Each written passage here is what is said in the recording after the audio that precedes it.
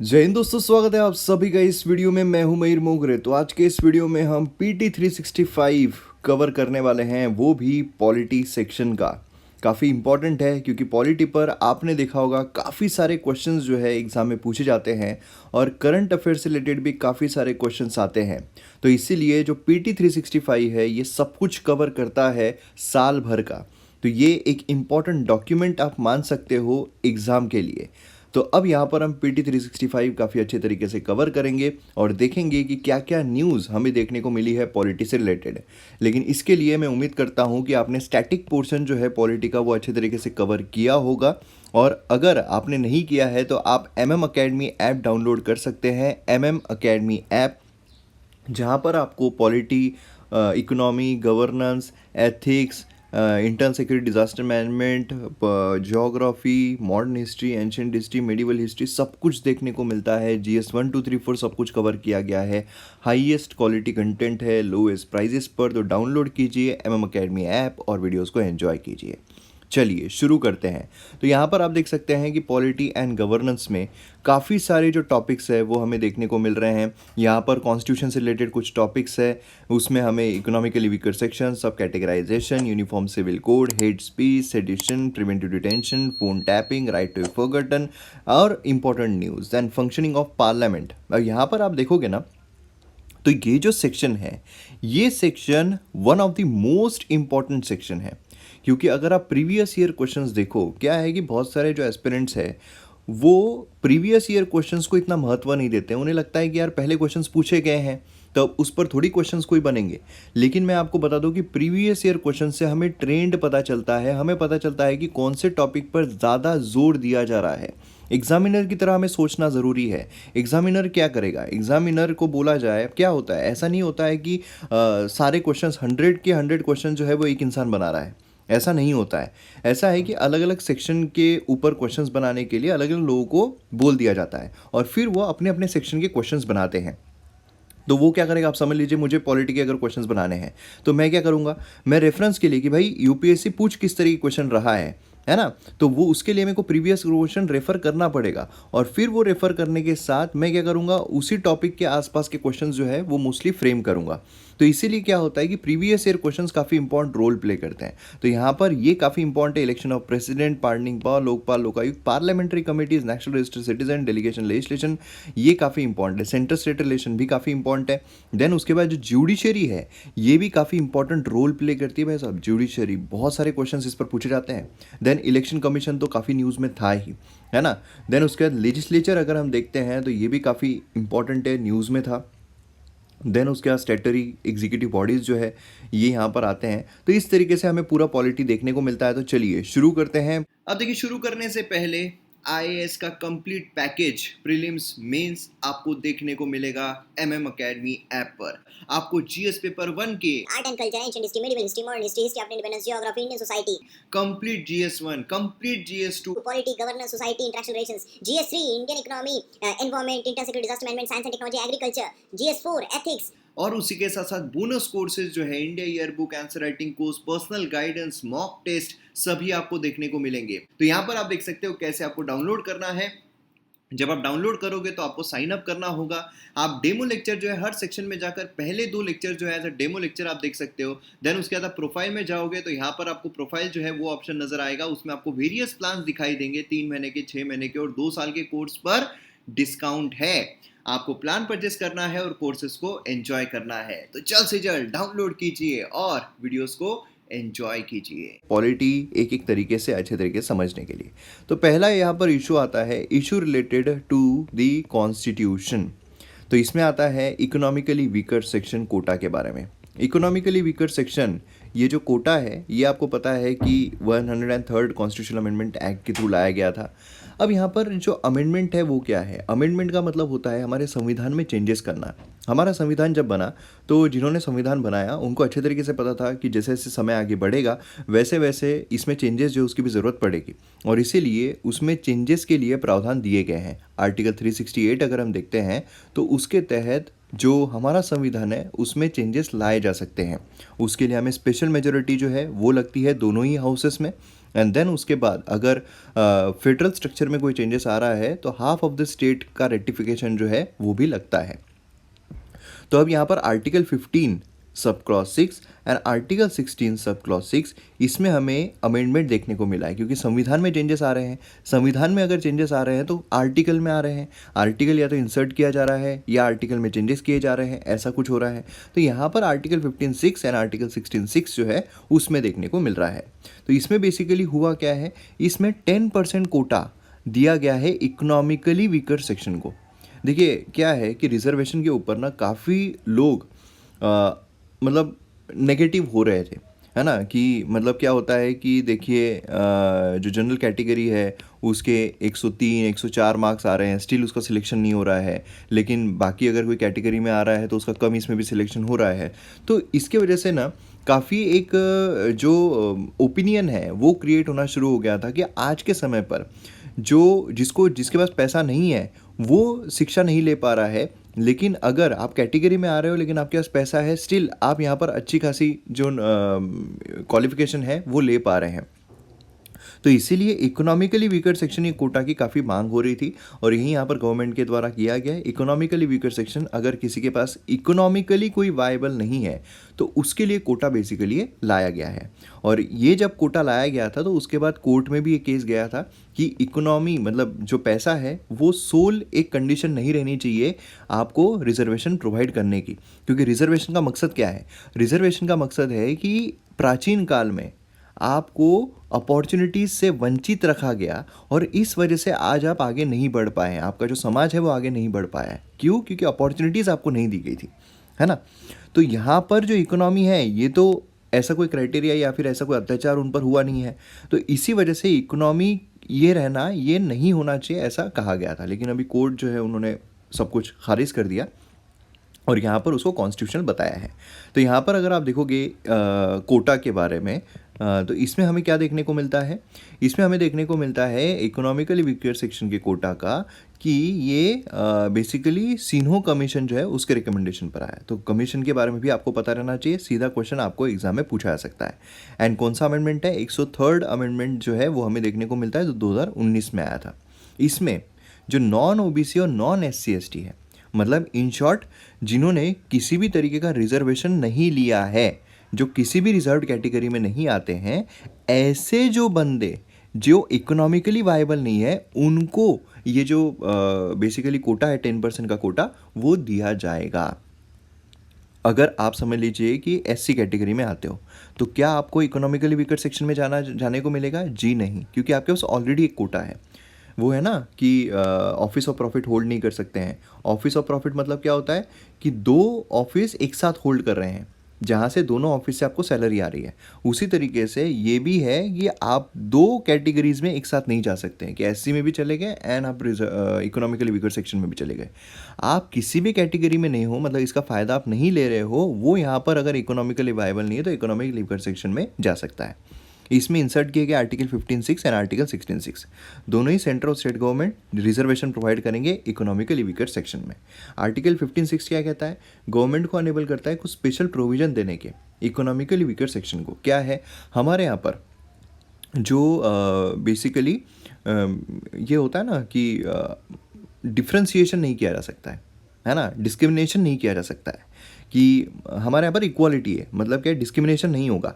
जो ये बंदे को अपॉर्चुनिटीज़ मिल रही है वो ये बंदे को भी अपॉर्चुनिटीज़ मिलेगी, है ना, यही हमारे यहाँ पर चलता है। लेकिन हमारे यहाँ पर पॉजिटिव डिस्क्रिमिनेशन जो है वो किया गया है। पॉजिटिव डिस्क्रिमिनेशन मतलब क्या है कि अगर ये बंदा इससे थोड़ा पीछे है तो रेस को इक्वल बनाने के लिए इसको थोड़ा रिजर्वेशन देकर हम इसके लेवल में लेकर आ जाएंगे ताकि दोनों सेम लाइन से दौड़ सकें, तो उसे हम कहते हैं पॉजिटिव डिस्क्रिमिनेशन। तो पॉजिटिव डिस्क्रिमिनेशन बेसिकली हमारे यहाँ पर प्रावधान दिया गया है और इसी के तहत इकोनॉमिकली वीकर सेक्शन को भी अब यहाँ पर जो रिजर्वेशन है वो प्रोवाइड किया गया है। आर्टिकल 16 मतलब एम्प्लॉयमेंट में यहाँ पर दिया गया है, मतलब एम्प्लॉयमेंट में भी यहाँ पर क्या होगा, इकोनॉमिकली वीकर सेक्शन को जो कोटा है वो दिया जाएगा।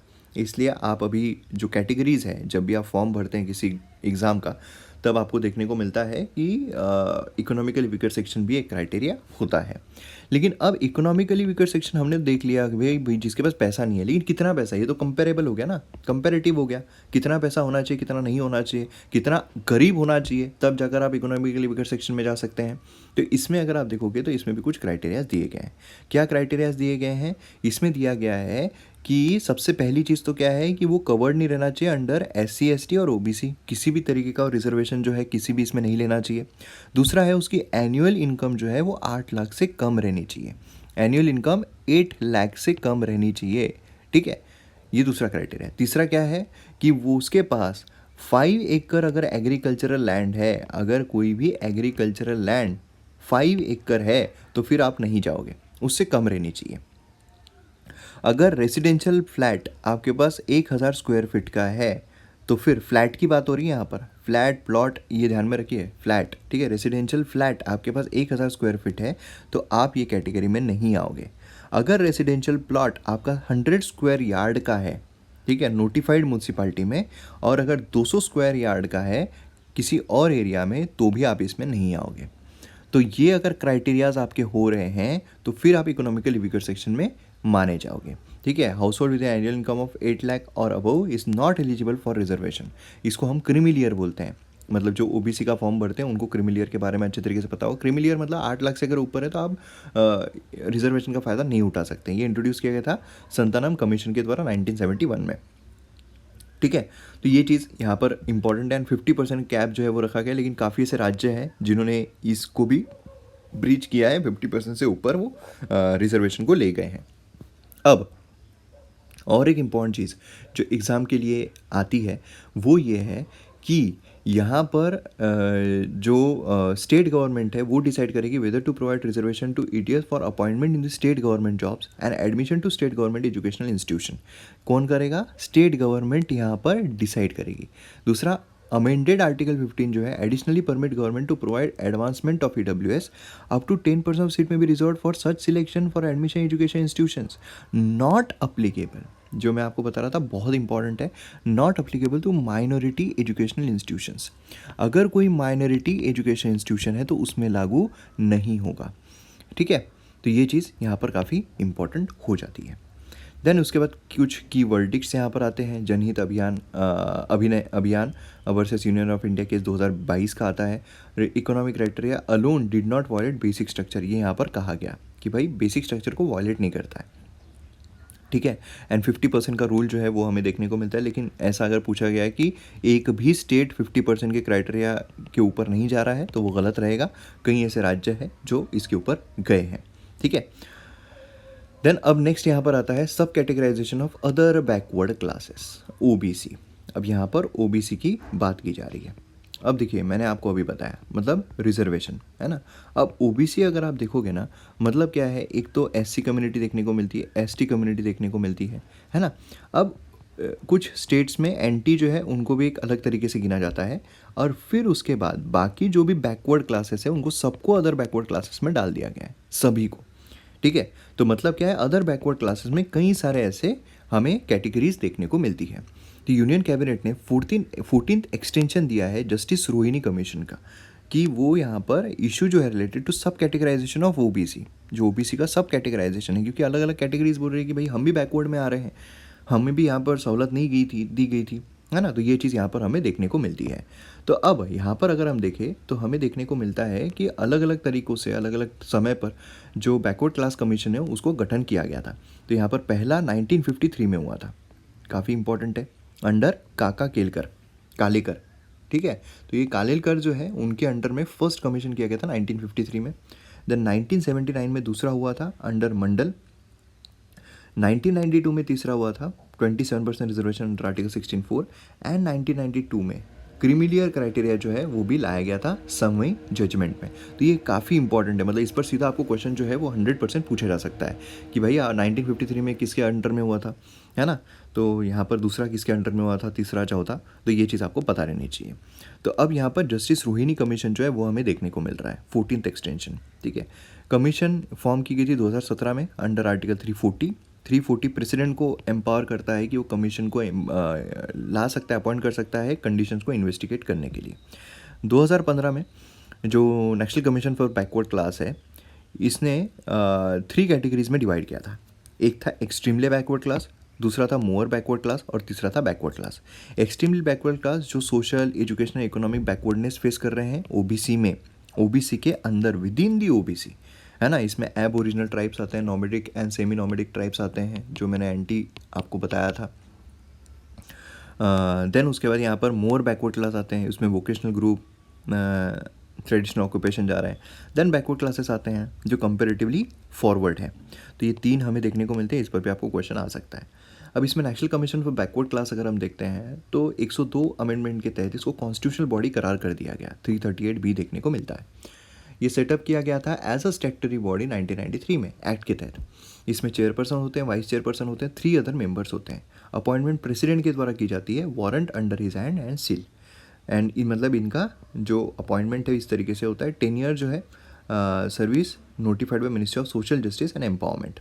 तो ये चीज़ आपको ध्यान में रखना है, कॉन्स्टिट्यूशनल बॉडी है। देन उसके बाद यहाँ पर जो सब कैटेगराइजेशन है ओबीसी का, वो सब हमें देखने को मिलता है। बाकी अगर आप देखोगे तो इतना कुछ इंपॉर्टेंट नहीं है, ठीक है। हम क्या करेंगे, देखिए इसमें से भी जो इंपॉर्टेंट चीज़ें हैं ना, वो हम यहाँ पर कवर करेंगे। क्या है, आप सब कवर करने जाओगे और कुछ भी नहीं कर पाओगे तो मतलब नहीं बनता है। अब reservation for OBC in local bodies अगर हम देखें तो इसमें क्या है, बेसिकली लोकल बॉडीज़ की बात की जा रही है ना। तो इसमें कोई इतनी खास चीज़ नहीं है जो एग्ज़ाम के लिए आपको पूछी जाए, ठीक है। बस इतना है कि 50% आपको याद रखना है, और इकोनॉमिकली वीकर सेक्शन ओबीसी एक कॉन्स्टिट्यूशनल बॉडी है, national commission for backward class. तो ये चीज़ें आपको यहाँ पर ध्यान में रखनी है। देन आता है यूनिफॉर्म सिविल कोड, काफ़ी इंपॉर्टेंट है क्योंकि कंटिन्यूसली इसकी बातें जो है वो हो रही है और सरकार इसको लेकर आएगी, ऐसा भी कहा जा रहा है। रिसेंटली प्राइवेट मेंबर बिल जो है uniform civil code India 2020 introduce किया गया राज्यसभा में। इसमें अब अलग अलग चीज़ें आ जाती हैं। एक है बिल कौन कौन से प्रकार के होते हैं, क्योंकि प्राइवेट मेंबर बिल है। दूसरा जो बेसिकली लोकसभा राज्यसभा कहाँ कहाँ पर इंट्रोड्यूस किया जा सकता है, क्या उसका क्राइटेरिया पास होने का, एंड प्रेसिडेंट जो है, क्योंकि लास्ट इसमें भी क्वेश्चन जो है वो पूछा गया था। क्वेश्चन किसके बारे में पूछा गया था, तो जो कॉन्स्टिट्यूशन अमेंडमेंट बिल है उसके बारे में क्वेश्चन पूछा गया था। कॉन्स्टिट्यूशन अमेंडमेंट बिल को प्रायर प्रेसिडेंट की परमिशन लगती है, जॉइंट सिटिंग का प्रावधान दिया गया है नहीं दिया गया है, तो ये आपको क्वेश्चन पूछे जा सकते हैं, ठीक है। तो ये पिछले साल पूछा गया था, तो उसी के लाइन पर प्राइवेट मेंबर बिल पर क्वेश्चन आ सकते हैं। तो बिल्स काफ़ी अच्छे तरीके से होने चाहिए, और ये बिल्स कैसे किए जाए इस पर मैंने पूरा ये बनाया हुआ है, मतलब एक समझ लीजिए ढांचा जो है वो बनाया हुआ है, ठीक है। तो ये चीज़ आपको यहाँ पर ध्यान में रखनी है। UCC refers to same set of civil laws, ठीक है। मतलब यूनिफॉर्म सिविल कोड बेसिकली अगर प्री इंडिपेंडेंस देखें, हिस्टोरिकल बैकग्राउंड अगर हम देखें इसका, 1840 में on the basis of lex loci report, ये रिपोर्ट का नाम काफ़ी इंपॉर्टेंट है, lex loci report, British government ने स्टैब्लिश किया uniform laws for crime evidence and contracts. Uniform civil code मतलब क्या है कि भाई यूनिफॉर्म रहेगा पूरे देश में, मतलब इसमें जो रिलीजन वगैरह हैं उसके पर्सपेक्टिव से नहीं, लॉज को देखा जाएगा यूनिवर्सल पर्सपेक्टिव से, ठीक है। तो यहाँ पर लेक्स लोकी रिपोर्ट, इसमें British government establish uniform laws for crime evidence contracts, कि भाई अगर कोई क्राइम हो रहा है तो उसमें रिलीजन नहीं देखा जाएगा, है ना। पर्सनल लॉज जो होते हैं, जैसे हिंदू लॉ हो गया, मुस्लिम लॉ हो गया, वो intentionally left to them. Then 1941 में गवर्नमेंट ने B.N. राव कमेटी जो है उसका गठन किया। 1941, हम प्री इंडिपेंडेंस की बात कर रहे हैं, to codify Hindu law and give women equal rights. Then post independence की अगर हम बात करें तो कॉन्स्टिट्यूएंट असेंबली, यहाँ पर सरदार वल्लभ भाई पटेल ने डिसाइड किया कि not with the scope of fundamental right, fundamental right के स्कोप के साथ नहीं है। स्पेशल मैरिज एक्ट लाया गया 1954 में, civil marriage to any citizen irrespective of religion, ये यहाँ पर लाया गया। स्पेशल मैरिज एक्ट काफ़ी इंपॉर्टेंट है, स्पेशल मैरिज एक्ट, क्योंकि अभी आप देखोगे तो 2-3 लोगों ने, 2-3 सेलिब्रिटीज़ ने स्पेशल मैरिज एक्ट के तहत शादी की है, क्योंकि एक रिलीजन की है, दूसरा दूसरे रिलीजन का है, ठीक है। 1955-56 4 हिंदू कोड बिल पास किए गए, वेरियस सुप्रीम कोर्ट जजमेंट्स आए जिसने यूसीसी को एडवोकेट किया है। तो same set of civil law applicable होते हैं सभी इसके लिए, मैरिज हो डिवोर्स हो, जैसे है ना, मैरिज के लिए अलग अलग रिलीजन के अलग अलग लॉ है, डिवोर्स के लिए अलग अलग रिलीजन के अलग अलग लॉ है, एडॉप्शन के लिए है, तो ये यूनिफॉर्म हो जाएंगे, मतलब सभी कोई भी बंदा हो सेम तरीके से लागू होगा। ये article 44 directive principle of state policy DPSP जो है वो एनफोर्सेबल नहीं है, है ना, comes under non justiciable part of the constitution. Also personal laws जो है वो यहाँ पर कॉन्करेंट लिस्ट में आते हैं। कॉन्करेंट लिस्ट मतलब क्या है, सेंटर एंड स्टेट दोनों ही उस पर कानून जो है वो बना सकते हैं, बराबर है। अब इसमें अगर हम यूसीसी देखते हैं तो कौन कौन से जुडिशियल प्रोनाउंसमेंट आए। शाहबानो केस आया था, उसमें कॉमन सिविल कोड ये आया था, इक्वालिटी बिफोर लॉ होनी चाहिए। देन उसके यूनिफॉर्म सिविल कोड पर मैरिज एंड डिवोर्स जो है रेज किया गया था जॉर्डन केस में। सल्ला जो मुडकल केस है उसमें पार्लियामेंट टू फ्रेम यूसीसी ऐसा भी कहा गया था। मतलब काफ़ी बार एडवोकेट किया गया कि हाँ भाई होना चाहिए, ठीक है। देन डिफरेंट करंट स्टेटस अगर हम देखते हैं, डिफरेंट रिलीजियस कम्युनिटी जो है वो गवर्न किए जाते हैं स्पेशल पर्सनल लॉ से। देन उसमें हिंदू पर्सनल लॉ देखने को मिलता है, 4 बिल्स उन्होंने कोडिफाई किए हैं, Hindu marriage act, Hindu succession act, Hindu minority and guardianship act, Hindu adoption and maintenance act. Hindu जो है उसमें सिख, जैन और बुद्धिस्ट ये लोग भी आते हैं, ठीक है। बाकी कुछ सेक्युलर लॉज भी है, स्पेशल मैरिज एक्ट है, सेक्युलर लॉ है जो मतलब यूनिवर्सल तरीके से काम करता है, गार्डियन वार्ड्स एक्ट है। गोवा जो at present only state in India उसके पास यूसीसी है, तो ये भी काफ़ी इंपॉर्टेंट चीज़ है, ठीक है। तो ये भी काफ़ी इंपॉर्टेंट है, गोवा इकलौता ऐसा राज्य है। देन हम आते हैं हेट स्पीच पर। हेट स्पीच ये भी काफ़ी इम्पॉर्टेंट है। तो यहाँ पर क्राइम रिपोर्ट के हिसाब से, ब्यूरो के हिसाब से 500% राइज जो है केसेस में हेट स्पीच में 7 ईयर्स हमें देखने को मिले हैं, ठीक है। हेट स्पीच अगर हम देखते हैं तो ये डिफ़ाइन नहीं की गई किसी भी लॉ में, बहुत इंपॉर्टेंट चीज़ है, डिफ़ाइन नहीं किया गया है।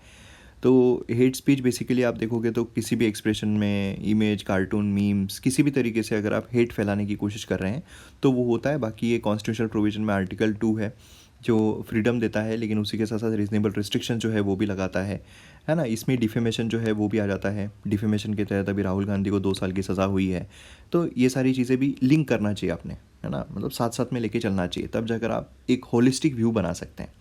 देन सेक्शन 8 डिस्क्वालीफाई करता है पर्सन को इलेक्शन कॉन्टेस्ट करने से अगर वो इस तरीके कोई एक्ट में आता है, इसमें भी। लेकिन अब आप और थोड़ा स्पेसिफिक हो जाओ, 8(3) हमें देखने को मिलता है, 8(4) हमें देखने को मिलता है ना। 8(3) क्या कहता है कि अगर उसको 2 साल की सज़ा हो रही है, क्योंकि ये जो 8 है इसमें डिफेमेशन नहीं आता है, तो डिफेमेशन का 2 साल की सज़ा अगर हो रही है या उससे ज़्यादा की हो रही है तो उसको डिस्क्वालीफाई कर दिया जाएगा। तो वो चीज़ आपको सारी चीज़ें साथ में लेके चलनी है। देन उसके बाद हम आते हैं सेडिशन पर। सेडिशन काफ़ी ब्रिटिश काल से चलता आ रहा है और सेडिशन लाया गया था बेसिकली कि कोई भी अंग्रेज़ों के खिलाफ बोलेगा तो उसको देशद्रोह करार कर दिया जाएगा और वो गया काम से। रिसेंटली सुप्रीम कोर्ट ने ऑर्डर किया 152-ईयर-ओल्ड sedition law under section 124A of IPC should be effectively kept in abeyance, ठीक है। तो इसमें बेसिकली क्या है, आईपीसी डिफाइन करता है सेक्शन 124A एज ऑफेंस जो कमिट किया जा रहा है वर्ड्स के द्वारा अदरवाइज कि वो हेट्रेड या कंटेम्प्ट जो है वो यहाँ पर लेकर आए। तो ये चीज़ मतलब कुछ लिखा हुआ है साइन के ज़रिए, विजिबल रिप्रेजेंटेशन के ज़रिए, ये हमें देखने को मिलता है। सेडिशन ये cognizable, non bailable, non compoundable offence है, मतलब काफ़ी ख़तरनाक है। इसमें आपको बेल जो है वो भी नहीं मिल सकती है और मतलब ख़तरनाक चीज़ें जो है इसमें आपको झेलनी पड़ सकती है। पर्सन जो चार्ज किया जा रहा है under sedition law is barred from government job. Government job उसको नहीं मिल सकता है, ठीक है। They have to live without their passport, काफ़ी इंपॉर्टेंट, पासपोर्ट के बिना उसको रहना पड़ेगा। एंड 2018 में लॉ कमीशन ऑफ इंडिया ने रिकमेंड किया था रिपेल करने का, कि ख़त्म कर दो भाई, एकदम आप किसी को भी देशद्रोह बना देते हो। ये मतलब बेसिकली क्या है कि इसमें नो वकील नो दलील टाइप का मैटर है। तो अगर कर भी कि किसी को झूठे केस में ही फंसा दिया गया तो क्या होगा, क्योंकि गवर्नमेंट के अगेंस्ट में जो है, गवर्नमेंट के अगेंस्ट में कोई क्रिटिसाइज, कंस्ट्रक्टिव क्रिटिसिज्म भी कर सकता है। इसीलिए तो केदारनाथ जो वर्डिक्ट आया था उसमें बोला गया था वैलिडिटी ऑफ सेडिशन लॉ, ठीक है। एंड इंदिरा गांधी गवर्नमेंट को section 124A cognizable offence that authorities police to make arrest without a warrant. तो मतलब बेसिकली क्या है कि यहाँ पर आप देखोगे तो अंग्रेज़ों के काल से सेडिशन लॉ जो देखने को मिल रहा है, जो अभी भी चल रहा है, ठीक है। Kedarnath versus state of Bihar and 19 Supreme court ने बोला था कि राइट टू क्रिटिसाइज और comment on government as long it does not provoke violence, मतलब गवर्नमेंट के अगेंस्ट में क्रिटिसाइज करना ये कोई सेडिशन नहीं है, ठीक है। ये काफ़ी एक इंपॉर्टेंट जजमेंट था। देन आता है प्रिवेंटिव डिटेंशन। अब प्रिवेंटिव डिटेंशन जो है इसका मतलब क्या है, आप डिटेन कर रहे हो, आप हिरासत में ले रहे हो, ठीक है। अब 2 तरीक़ों से हिरासत में लिया जा सकता है। एक तो क्राइम होने के बाद, उसको हम बोलते हैं पुनिटिव डिटेंशन, कि मतलब क्राइम हो चुका है और आपने हिरासत में लिया। दूसरा है कि क्राइम होने से पहले आपने हिरासत में ले लिया, उसको बोलते हैं प्रिवेंटिव डिटेंशन। मतलब क्राइम को प्रिवेंट करना, जैसे बीमारी है ना कि कोई तबीयत ख़राब होनी है तो prevention is the best care. तो प्रिवेंट कर लेना, होने से पहले ही खुद को इम्यून कर लेना, वो है प्रिवेंटिव डिटेंशन। कि भाई ऐसा लग रहा है कि ये कुछ खतरा कर सकता है तो उसको पहले ही हिरासत में ले लो, डिटेन कर दो। रिसेंटली सुप्रीम कोर्ट ने रूल किया है preventive detention is to be use only in exceptional circumstances. क्योंकि भाई ये तो मतलब सिर्फ शंका के बलबूते पर आप डिटेन कर रहे हो ना, उसने किया थोड़ी है, और वो करेगा ही, ये भी कहाँ से ये आएगा। तो इसलिए एक्सेप्शनल सर्कमस्टांसेस अगर हो कि आपको कंफर्म पता हो तो ही सिर्फ इसका यूज़ करो, ऐसा सुप्रीम कोर्ट के द्वारा कहा गया। तो सुप्रीम कोर्ट ने ऑब्जर्व किया preventive detention is a exceptional power of the state. Exceptional power है क्योंकि इसमें गवर्नमेंट जो स्टेट है किसी को भी हिरासत में ले सकती है, जिसकी पर्सनल लिबर्टी, क्योंकि लिबर्टी है उसको आज़ाद घूमने का अधिकार है ना। जब तक वो कोई क्राइम ना करे वो इनोसेंट है, वो साबित ना हो जाए तब तक वो इनोसेंट है। तो आप बेसिकली एक इनोसेंट बंदे को डिटेन कर रहे हो, तो इसलिए एक्सेप्शनल केस में वो किया जाना चाहिए। इसमें constitution safeguard preventive detention article 22(1) no person shall be detain in custody without being informed on the ground of arrest, है ना। Article 22(2) every person arrest detain custody, वो मैजिस्ट्रेट के सामने 24 घंटे के अंदर आना चाहिए, बराबर है। एंड 22(3) अगर हम देखते हैं तो will not apply to a person who is detain accordance law providing preventive detention. Preventive detention में ये लागू नहीं होगा। देन उसके बाद no person shall be detain for more than 3 months unless an advisory board confirm, advisory board confirm करने तक, ठीक है। तो ये कुछ चीज़ें हैं जो हमारे कॉन्स्टिट्यूशन में देखने को मिलती है। तो इसमें आप देखोगे तो detention of person reasonable apprehension पर सिर्फ आप डिटेन कर रहे हो, तो यहाँ पर ये चीज़ हमें देखने को मिलती है जो काफ़ी ज़्यादा इम्पॉर्टेंट है, ठीक है। देन उसके बाद अब यहाँ पर हम आगे बढ़ते हैं। अब आते हैं अनलॉफुल एक्टिविटीज़ प्रिवेंशन एक्ट पर। मतलब इसको हम काफ़ी UAPA के नाम से भी जानते हैं, ठीक है। तो इसमें भी अलग अलग हमें चीज़ें देखने को मिलती है, जैसे कि यहाँ पर आप देखोगे तो सेंटर ने डिक्लेयर किया है popular front of India unlawful association under unlawful activities act. तो ये बेसिकली क्या है कि आप कोई भी ऐसे इंडिविजुअल या एसोसिएशन, पहले एसोसिएशन रहती थी अब इंडिविजुअल सब कुछ आ गए हैं, तो वो अगर कोई टेररिस्ट एक्टिविटी से ये कर रहे हैं तो उसको इसके अंडर में जो है वो ले लिया जाएगा। अगर हमारे इंटीग्रिटी पर ख़तरा है, हमारे सोवेनिटी पर ख़तरा है, तो फिर वो इस तरीके से लिया जाएगा। तो इसमें लॉज जो यहाँ पर बेसिकली क्या है, प्रिवेंटिव डिटेंशन जो है वो प्रोवाइड कर रहे हैं इंडिया में। First preventive detention 1950, maintenance of internal security. Then उसके prevention of terrorism act POTA 2002 आता है, टाडा 1985 आता है ना। टाडा के तहत यहाँ पर संजय दत्त जो है उसको भी हिरासत में लिया गया था। तो UAPA central government impose all India ban tribunal Indian national and foreign national can be charge. ये काफ़ी इंपॉर्टेंट है। इसमें इस लॉ के तहत UAPA के तहत जो फॉरेन नेशनल है उनको भी चार्ज किया जा सकता है, ठीक है। और hold offender accountable in same manner if crime is committed on foreign land outside India. ये भी यहाँ पर काफ़ी इंपॉर्टेंट है प्रिलिम्स पर्सपेक्टिव से, ठीक है। अब इसमें ये कुछ एक टेबल है जो इम्पॉर्टेंट है। डेसिग्नेट जो है टेररिस्ट को पावर किसके हाथ में, सेंट्रल गवर्नमेंट जो है वो डेसिग्नेट कर सकती है ऑर्गेनाइजेशन को एज टेररिस्ट ऑर्गेनाइजेशन अगर उसने कोई टेररिज्म का एक्ट कमिट किया है या पार्टिसिपेट किया है, अगर टेररिज्म के लिए प्रिपेयर किया है, टेररिज्म को प्रमोट किया है या इन्वॉल्व है टेररिज्म में। Designate individual eight terrorist on the same ground, individual को भी टेररिस्ट करार किया जा सकता है। प्रॉपर्टी जो है वो यहाँ पर सीज की जा सकती है। प्रायर अप्रूवल जो है डायरेक्टर जनरल ऑफ पुलिस का लगेगा। देन इन्वेस्टिगेशन जो है वो यहाँ पर किया जा सकता है। देन कन्वेंशन यहाँ पर schedule under original act list 9 treaties, इसमें अलग अलग ट्रीटीज़ है जो यहाँ पर हमें देखने को मिलती है। देन आता है फ़ोन टैपिंग। फ़ोन टैप होता है ना, आपने कई फिल्मों में देखा होगा कि हमारा फ़ोन टैप हो रहा है। रिसेंटली IPS ऑफिसर जो है was under pro for tapping the phones of political leaders 2019 में कुछ पॉलिटिकल लीडर्स के फ़ोन टैप किए जा रहे थे। अब ये अगर आप फ़ोन टैप कर रहे हो, राइट टू प्रिवेसी का हनन है, ठीक है। तो इसलिए इसमें ये करना पड़ता है, बहुत सारी परमिशन जो है वो लेनी पड़ती है, ठीक है।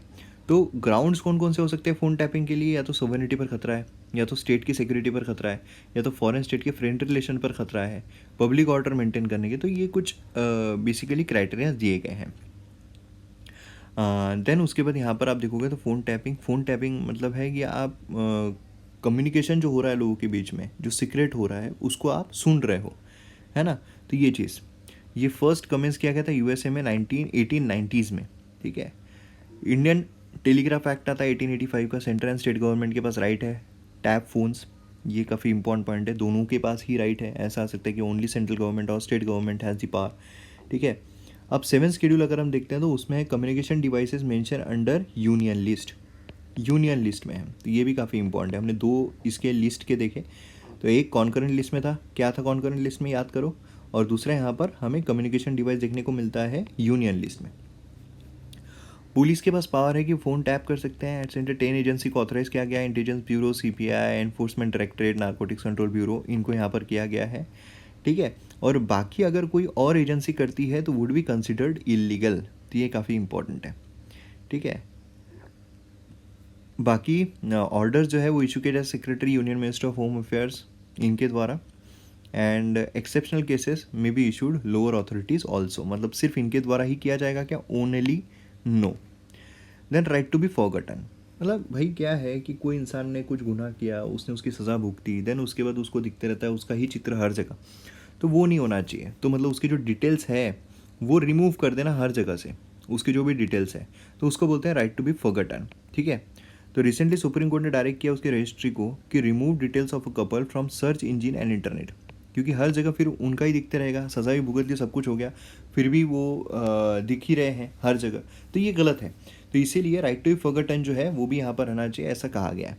Right to be forgotten, right to have publicly available personal information removed from the internet, उसको रिमूव कर देना सब जगहों से, ठीक है। तो ये चीज़, इसका ट्रेस जो है हमें राइट टू जो ऑब्लिवियन है वहाँ से देखने को मिलता है, फ्रेंच से। और ये एब्सोल्यूट राइट नहीं है कि भाई ऐसा बोले और वो मिल ही गया, ऐसा नहीं हो सकता है, ठीक है। स्टैट्यूटरी राइट है यूरोपियन यूनियन में। एंड यहाँ पर right for first time by EU director data protection, ये यहाँ पर किया गया था। अब यहाँ पर आप देखोगे तो right to privacy under article 21, information not public, ये सब होना चाहिए। देन उसका सुप्रीम कोर्ट जो है उसने भी यहाँ पर ये किया है लैंडमार्क, सुप्रीम कोर्ट ने रिकॉग्नाइज किया as a part of right to life under article 21, समझ रहे हो आप। ये राइट टू बी फॉरगॉटन, ये under as a part of right to life under article 21, तो ये कुछ रिस्ट्रिक्शंस यहाँ पर है, लेकिन ये अंडर आर्टिकल 21 आता है, ये आपको ध्यान में रखना है। देन अदर इंपॉर्टेंट न्यूज़ अगर हम देखते हैं तो minority status in India constitution does not define word minority, है ना। तो ये माइनॉरिटी स्टेटस के बारे में है। देन उसके बाद सरना रिलीजन डिमांड, ये आर्टिकल 370 का एब्रोगेशन जो किया गया था, तो किस तरीके से किया गया, इस पर आपने बहुत सारी चीज़ें देखी होगी, आपको फटाफट से रिवाइज कर लेना है। आर्टिकल 142, यहाँ पर under article constitution SC set free the remaining 6 convict of Rajiv Gandhi assassination case, Rajiv Gandhi का जो असैसिनेशन हुआ था उसमें इनको फ्री छोड़ दिया। इसमें आर्टिकल 142 बेसिकली क्या है कि जुरिडिक्शन में पास सच डिग्री और may such order necessary for doing complete justice in any case matter pending before it, ठीक है।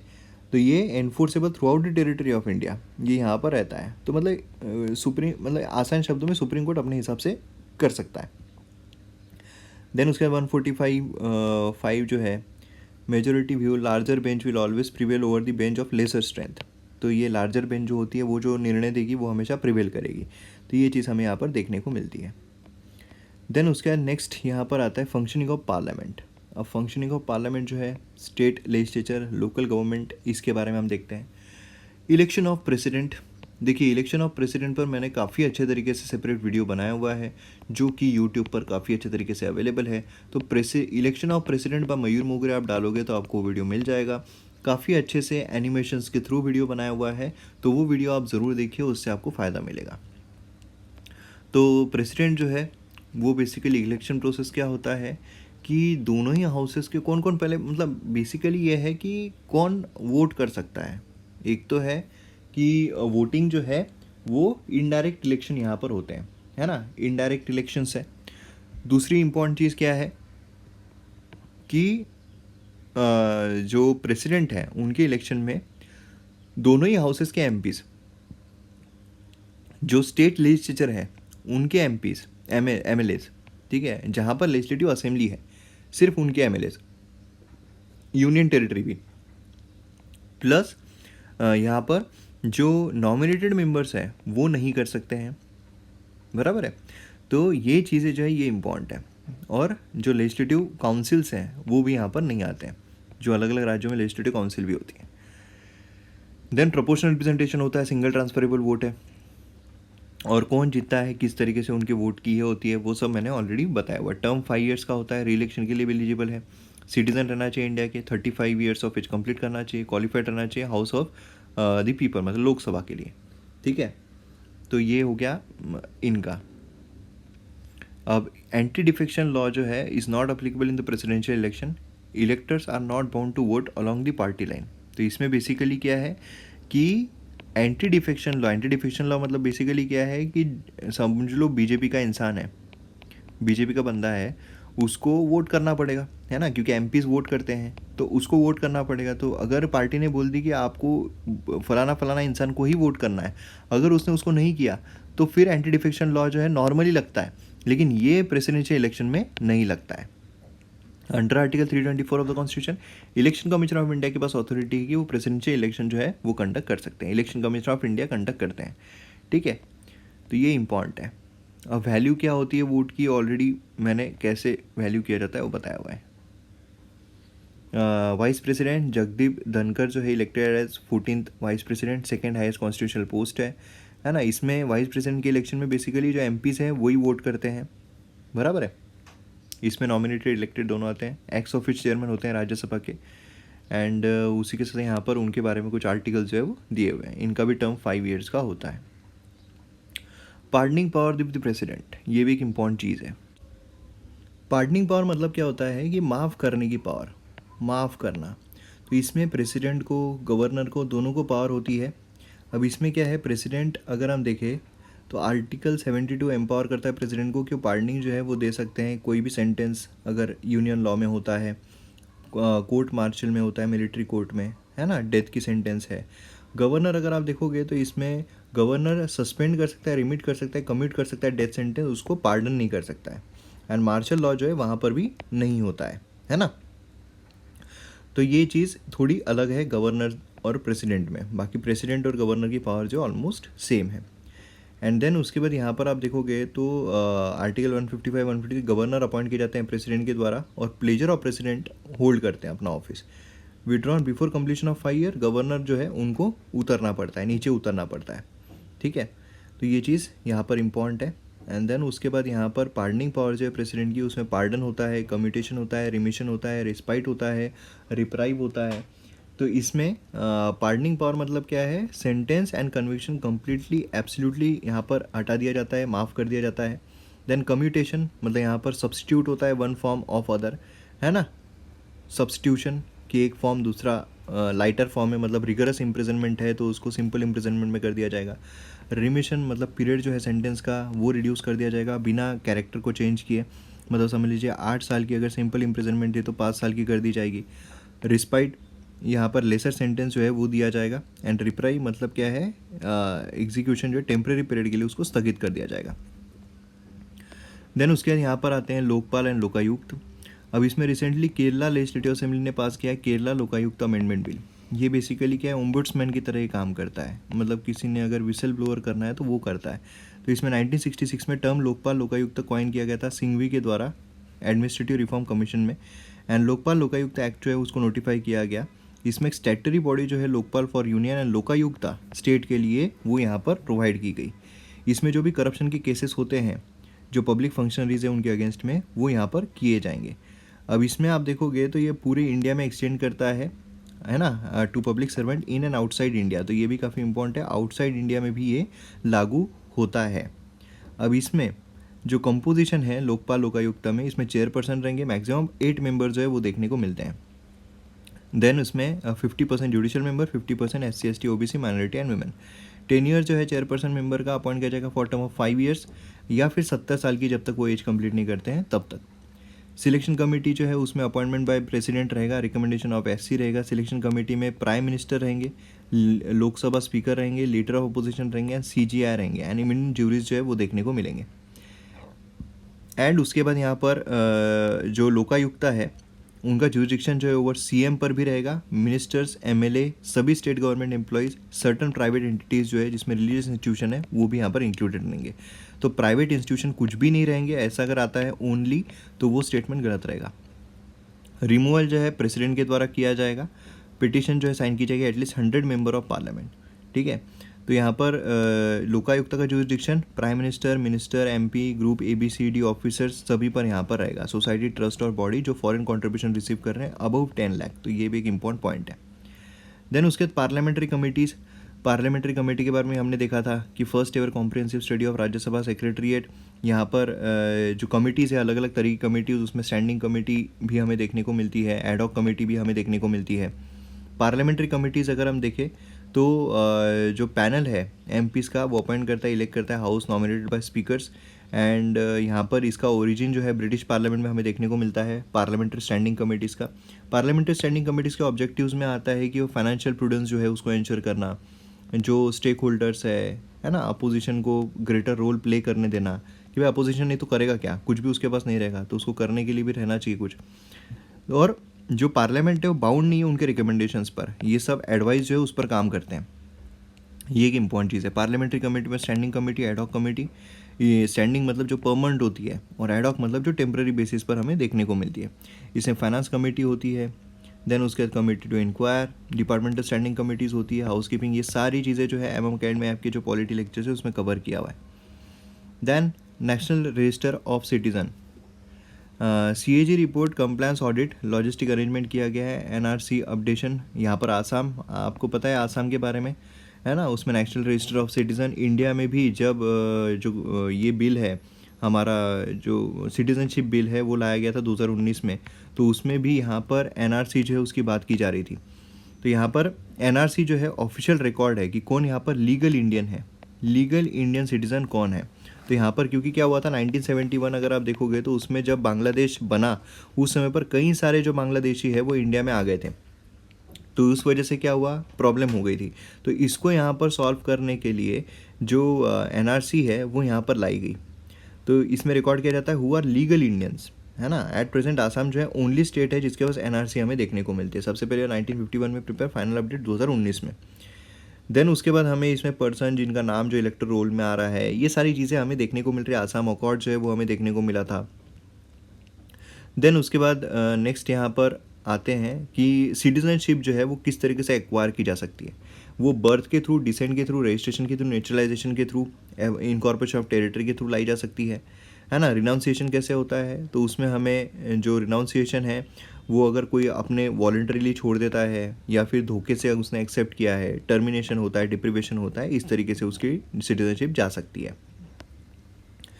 देन यहाँ पर delegated legislation, recently supreme court ने ऑब्जर्व किया है delegated legislation which is ultra virus the parent act can not be given any effect मतलब sorry, any ruling delegated legislation should not travel beyond the preview of parent act. जो parent act है उसके beyond नहीं जानी चाहिए, उसके beyond, ठीक है। डेलीगेटेड लेजिस्लेशन जो होता है वो पेरेंट एक्ट जो लाया गया है, जो एक्चुअल एक्ट है उसके बियॉन्ड नहीं जाना चाहिए, ठीक है। डेलीगेटेड लेजिस्लेशन जो है include rules and regulations perform by state and authorities should not सप्लांट but supplement parliamentary statue from which drawn the power.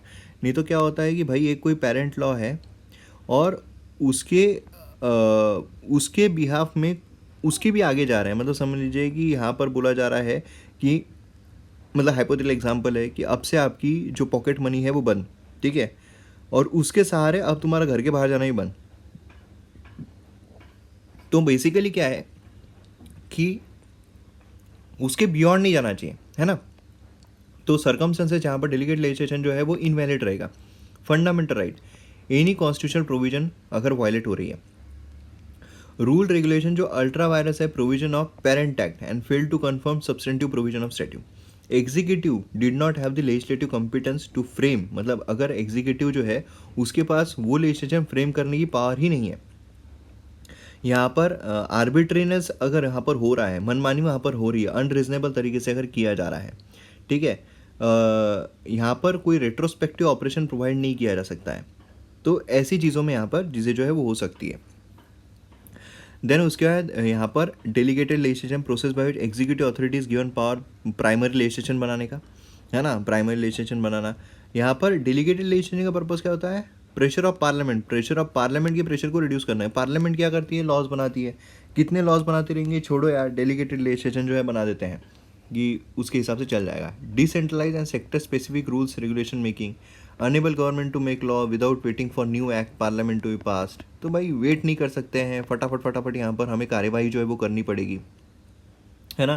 तो ये चीज़ें इसमें जो डेलीगेटेड लेजिस्लेशन है वो हमें देखने को मिलता है। मतलब बेसिकली क्या है, जो पार्लियामेंट कानून लेकर आती है, पार्लियामेंट कानून लेकर आती है, तो यहाँ पर डेलीगेट लेजिस्लेशन के थ्रू क्या है कि वो पार्लियामेंट्री प्रोसीजर के अलावा यहाँ पर फटाफट तभी के तभी लॉ बना दिया और मैटर ख़त्म कर दिया, वो यहाँ पर नहीं हो सकता है। Then Panchayat extension to schedule area act 1996 आता है। छत्तीसगढ़ ने नोटिफाई किया है रूल ऑफ इम्प्लीमेंटेशन। छत्तीसगढ़ यहाँ पर आपको ध्यान में रखना है, पेशा on the occasion of world tribal day. तो यहाँ पर छत्तीसगढ़ जो है 7th स्टेट बनता है। पहला स्टेट है क्या, जी नहीं, 7th स्टेट ये बनता है, ठीक है, अभी ऐसा करने वाला।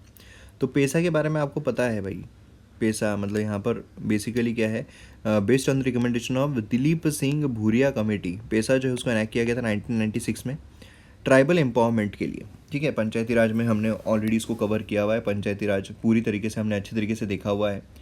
माइनर वाटर बॉडीज़ को सही तरीके से करना, फॉरेस्ट को करना, सोशल सेक्टर जो उसको सही तरीके से रेगुलेट करना, है ना। तो मतलब बेसिकली क्या है, पंचायत को यहाँ पर ये पावर देता है, ट्राइबल जो है उसके लिए पावर जो है प्रोवाइड करता है। बाकी important law, office of profit मैंने आपको बताया हुआ है। तो झारखंड गवर्नर ने मैटर सेंड किया chief minister disqualification as MLA for holding office of profit to election commission of India. Jharkhand के जो गवर्नर हैं उन्होंने सेंड किया matter of chief minister's disqualification. Chief minister जो है उनका बोलना है कि भाई ऑफिस ऑफ प्रॉफिट होल्ड कर रहे हैं। Office of profit interpreted as a position जो ऑफिस होल्डर को कुछ फाइनेंशियल गेन, रिम्यूनरेशन या बेनिफिट प्रोवाइड कर रही है। जैसे मैंने आपको बोला, 2 जगहों से सरकारी सैलरी जो है वो लेना है, सरकारी पैसा लेना, ये डिफाइन नहीं है हमारे कॉन्स्टिट्यूशन में या प्रेजेंटेशन ऑफ पीपल एक्ट में। ये एक इंपॉर्टेंट चीज़ है। अंडर आर्टिकल 102 191 ऑफ एमपी या एमएलए जो है, जो यहाँ पर holding office of profit under central और स्टेट गवर्नमेंट, वो डिस्क्वालीफाई कर दिए जाएंगे। यहाँ पर provision also protect legislature if the office in question has been made immune to disqualification. अगर कोई ऑफिस ऐसा बनाया गया है कि भाई ये इम्यून है, ये डिस्क्वालीफाई नहीं हो सकता है, तो वो नहीं होगा, ठीक है। ये प्रेसिडेंट या गवर्नर को रेफर कर दिया जाएगा और ओपिनियन जो इलेक्शन कमीशन का वो भी यहाँ पर लिया जाएगा। नेक्स्ट यहाँ पर हम देखते हैं कि नेशनल ई विधान एप्लीकेशन, ये भी हमें यहाँ पर देखने को मिल रहा है। ई विधान एप्लीकेशन है to make all work data related to legislative bodies available online. E Vidhan जो है redesignated and NeVA ministry of parliamentary affair nodal ministry है। तो ये बेसिकली डाटा डिपॉजिटरी जो है ये हमें देखने को मिलती है, एम है इसका, ठीक है। देन यहाँ पर डिस्ट्रिक्ट को क्रिएट करना, एबोलिश करना। डिस्ट्रिक्ट कैसे किए जाते हैं, पावर जो है स्टेट गवर्नमेंट के पास रहता है, क्योंकि अभी वेस्ट बंगाल बोलिए, राजस्थान बोलिए, वहाँ पर भी डिस्ट्रिक्ट्स बनाए गए हैं। तो यहाँ पर असेंबली में simply issue an order notify in the gadget. Centre को कोई यहाँ पर कुछ बोलने का अधिकार नहीं है। परमिशन जो है सेंटर की रिक्वायर रहती है जब नाम चेंज हो रहा है डिस्ट्रिक्ट का या रेलवे स्टेशन का, वो तभी होता है, ठीक है। देन पावर जो है यहाँ पर इसमें पावर ऑफ स्पीकर और लेजिस्लेटिव असेंबली। सुप्रीम कोर्ट ने रूल किया, speaker of legislative assembly does not have the power to take away the status of former MLAs while deciding the disqualification of plea against a law maker under 10th schedule of the constitution. तो ये यहाँ पर कुछ देखने को मिल रहा है।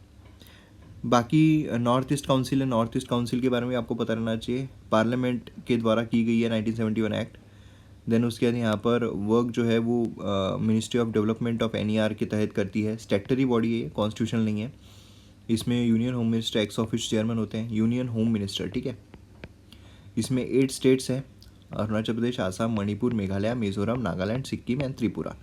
Functions cooperation and coordination जो है नॉर्थ ईस्ट स्टेट में होना चाहिए, है ना। डिस्प्यूट जो भी होते हैं उसको रिजॉल्व होना चाहिए। जोनल काउंसिल अगर हम देखते हैं तो अगेन यहाँ पर जोनल काउंसिल जो है statutory and non constitutional body है। इसमें composition under union home minister again. इसमें चीफ मिनिस्टर, 2 अदर मिनिस्टर जो नॉमिनेट किए जाते हैं गवर्नर के द्वारा। मतलब जो भी रिकमेंडेशंस यहाँ पर हो काय में, तो इकोनॉमिक एंड सोशल प्लानिंग होनी चाहिए, बॉर्डर डिस्प्यूट, लिंग्विस्टिक माइनॉरिटीज़, ये सब यहाँ पर होना चाहिए। वो जोनल काउंसिल हो गया। चलिए नेक्स्ट आते हैं सेंटर स्टेट रिलेशंस पर। तो इसमें जो 7th शेड्यूल है उसके तहत हमें कुछ ऐसे बेसिकली कानून देखने को मिलते हैं जो सिर्फ और सिर्फ सेंटर बना सकता है ना। यूनियन लिस्ट में यूनियन लिस्ट है, स्टेट लिस्ट है, कॉन्करेंट लिस्ट है। इसमें सिर्फ केंद्र सरकार जो है वो कानून बना सकती है, इसमें सिर्फ राज्य सरकार जो है वो कानून बना सकती है, इसमें दोनों ही कानून जो है वो बना सकते हैं। रिसेंटली बहुत सारे एक्सपर्ट ने एडवोकेट किया है 7 शेड्यूल को रिविजिट करने का। क्यों? 7 शेड्यूल जो है आर्टिकल 246 ये डिस्ट्रीब्यूशन ऑफ पावर रिस्पॉन्सिबिलिटी है ना, सेंटर और स्टेट में प्रोवाइड करता है। Union list, state list, concurrent list है। और रेसिड्यूरी पावर जो है वो बेसिकली किसके पास है? पार्लियामेंट के पास। कि कोई भी अगर ऐसा कोई सब्जेक्ट है जो union list, state list, concurrent तीनों में मेंशन नहीं है, और रेसिड्यूरी इसमें आएगा और वो सेंटर के पास पावर है। तो residuary power refer to power of jurisdiction upon subject that are not mention in state list and concurrent list. बराबर है। अब इसमें basically defence, foreign affairs, railway, banking ये सब आते हैं यूनियन लिस्ट में। 100 सब्जेक्ट्स है। स्टेट लिस्ट इसमें 61 सब्जेक्ट्स है। इस public order, public health, sanitation, gambling. List 3 में कॉन्करेंट लिस्ट, इसमें education, population control, family planning ये सब देखने को मिलता है। कॉन्करेंट लिस्ट 52 सब्जेक्ट्स है। अब इवोल्यूशन जो है 7 शेड्यूल का वो 1861 में लेजिस्लेटिव काउंसिल आती है, सब्सटेंटिव इंडियन रिप्रेजेंटेशन। देन उसके बाद धीरे धीरे चीज़ें जो है यहाँ पर होती है, बढ़ती जाती है, और फाइनली यहाँ पर आपको देखने को मिलता है कि भाई 1935 इसमें distribution of legislative power 3 list में कर दिया गया। तो इस तरीके से हमें ओवरऑल इवोल्यूशन जो है वो देखने को मिलता है। अब प्रोसीजर क्या है? 7 शेड्यूल को अगर अमेंड करना है तो उसकी प्रोसीजर क्या है? अमेंड किया जाता है प्रोवाइडेड 368 पार्ट जो है 20 of the constitution. Special majority लगती है पार्लियामेंट की, and half of the state का कंसेंट जो है वो भी लगता है सिंपल मेजोरिटी से। देन उसके बाद यहाँ पर नेक्स्ट हम आते हैं तो सतलज यमुना लिंक कैनल जो है वो देखने को मिल रहा है। सतलज यमुना लिंक कैनल जो है इसमें अनरिजॉल्व है। हरियाणा और पंजाब जो है वो यहाँ पर कोई भी सेटलमेंट तक नहीं पहुँच पाए। तो जैसे केन बेतवा लिंक प्रोजेक्ट है, वैसे सतलज यमुना लिंक कैनल है। ठीक है। बेसिकली इसमें क्या होता है? इसमें एक नदी का पानी दूसरे नदी में जहाँ पर कम पानी है वहाँ पर छोड़ा जाता है। लॉन्ग कैनल सतलज और यमुना रिवर को कनेक्ट करने का। ठीक है। हरियाणा एवरेज एनुअल शेयर जो सरप्लस रावी बियास वाटर वो यहाँ पर करना है। तो बेसिकली क्या है? पानी जो है वो प्रोवाइड करना, ये चीज़ हमें देखने को मिल रही है। अब मेजर इंटरस्टेट रिवर डिस्प्यूट अगर आप देखोगे तो काफ़ी सारे डिस्प्यूट जो है ऑलरेडी हमें देखने को मिल रहे हैं, है ना। कावेरी का चल रहा है, गोदावरी का चल रहा है, देन उसका कृष्णा का चल रहा है, पेरियार का चल रहा है। तो ऑलरेडी काफ़ी सारे डिस्प्यूट हमें देखने को मिल रहे हैं। अब इंटरस्टेट रिवर अगर कोई डिस्प्यूट होता है तो उसके लिए क्या प्रोविज़न है? तो उसमें भी हमें प्रोविज़न देखने को मिलता है। स्टेट लिस्ट एंट्री 17 जो है water supply irrigation state list में है। यूनियन लिस्ट में एंट्री 56 है, develop interstate river and river valley.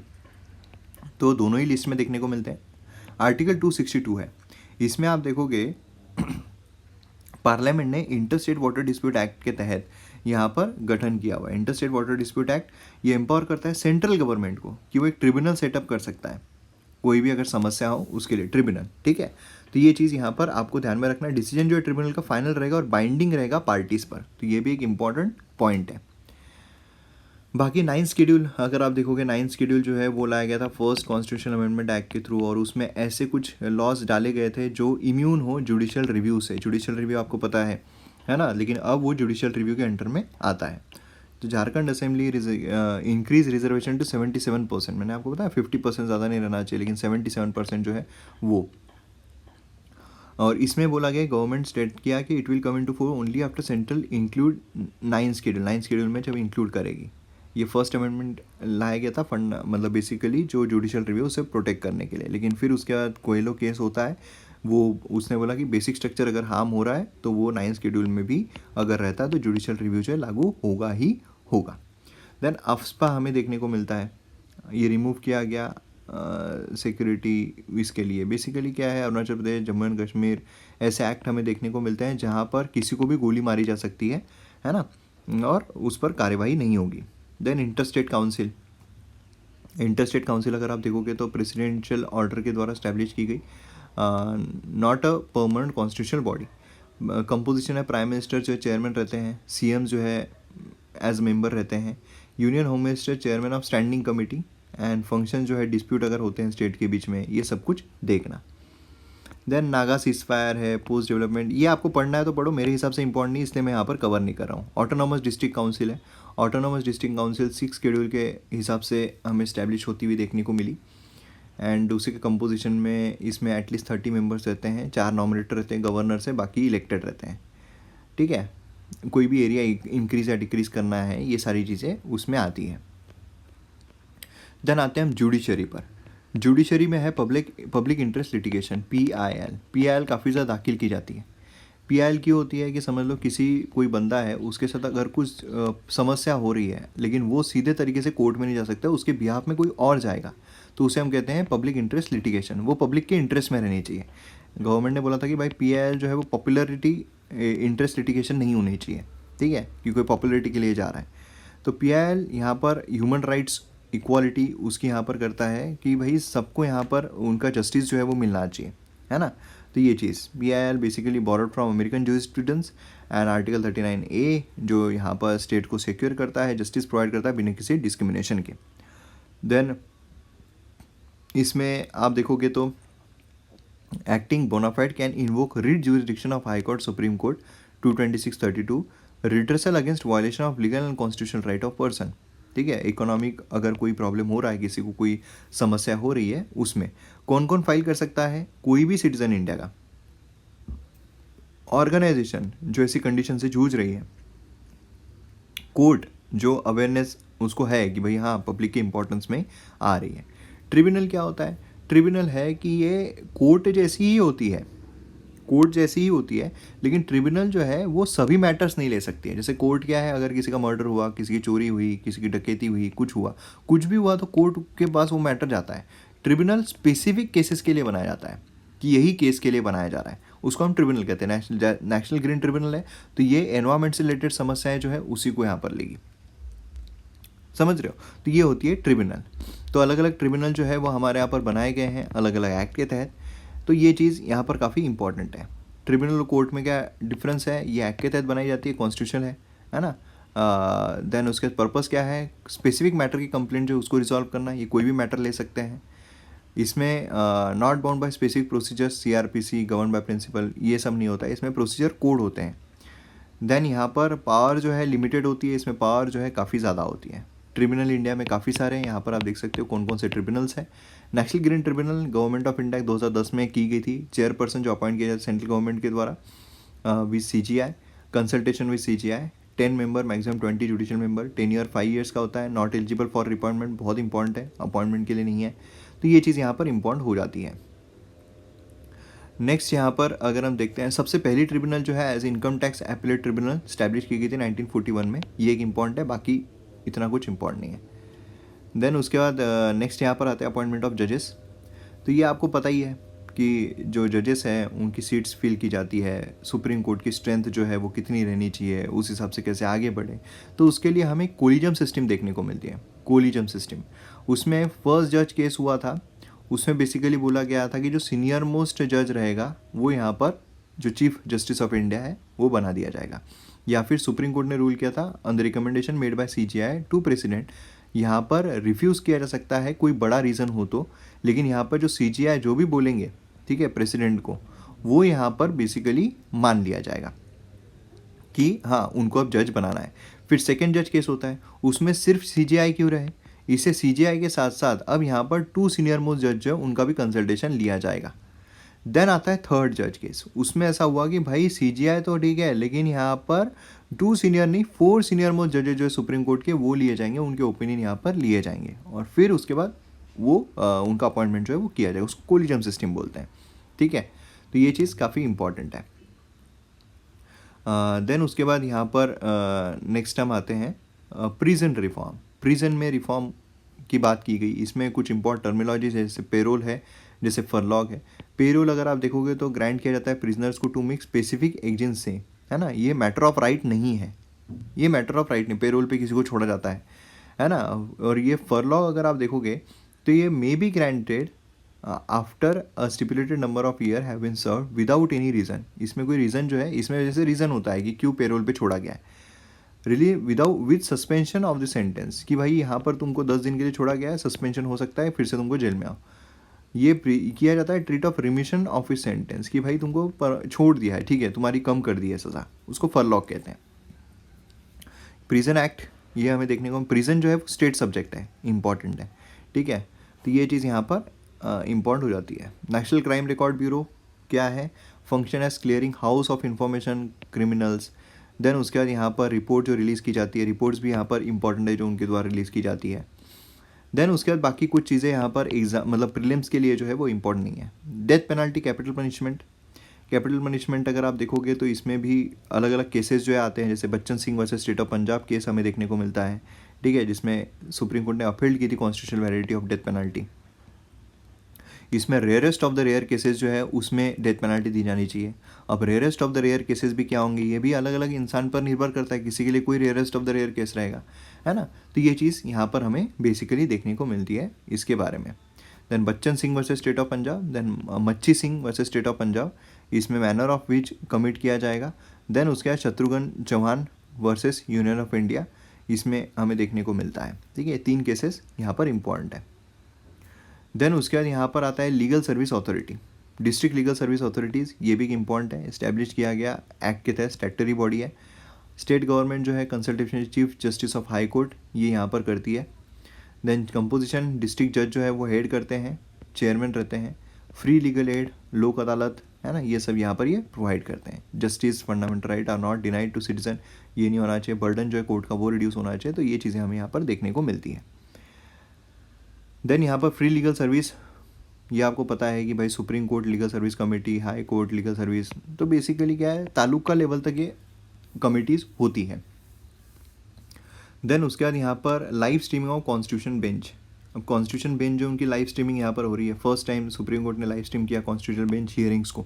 हम यूट्यूब पर देखते हैं, है ना, कई सारे, इसलिए हम बाहर निकल कर आ रहे हैं कि किस तरीके से केसेस देखे जाते हैं, जज किए जाते हैं। तो ये चीज़ हमें यहाँ पर देखने को मिली। तो ई कोर्ट प्रोजेक्ट का ये काम है, ठीक है।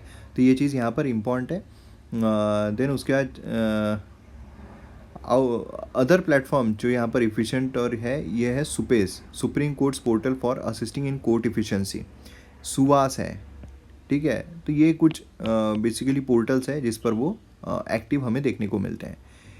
देन उसके बाद यहाँ पर बाकी कुछ ख़ास नहीं है प्रीलिम्स पर्सपेक्टिव से अगर हम देखते हैं। यहाँ पर एक इम्पॉर्टेंट है लैंग्वेज के बारे में। लैंग्वेज कॉन्स्टिट्यूशन ने प्रोवाइड किया, सभी प्रोसीडिंग जो है सुप्रीम कोर्ट में, एवरी हाई कोर्ट में shall be in English language, जब तक पार्लियामेंट जो है कोई और कानून नहीं बनाता है, ठीक है। अभी तक कोई कानून ऐसा बना नहीं है, इसलिए इंग्लिश में ही उनकी प्रोसीडिंग जो है वो चलती है, ठीक है। ये और गवर्नर को ये प्रोवाइड किया गया है कि प्रीवियस कंसेंट ऑफ प्रेसिडेंट, यहाँ पर वो हिंदी लैंग्वेज जो है उसका भी इस्तेमाल कर सकते हैं या कोई और स्टेट में लैंग्वेज का इस्तेमाल किया जा सकता है। बाकी टेली लॉ सर्विस है ये। देन उसके ब्रॉडकास्टिंग सेवा पोर्टल, ये आप पढ़ सकते हो, ये नॉर्मल है, आप एक एक बार पढ़ लोगे आपको समझ में आ जाएगा, बाकी कुछ इतना खास इसमें नहीं है ना।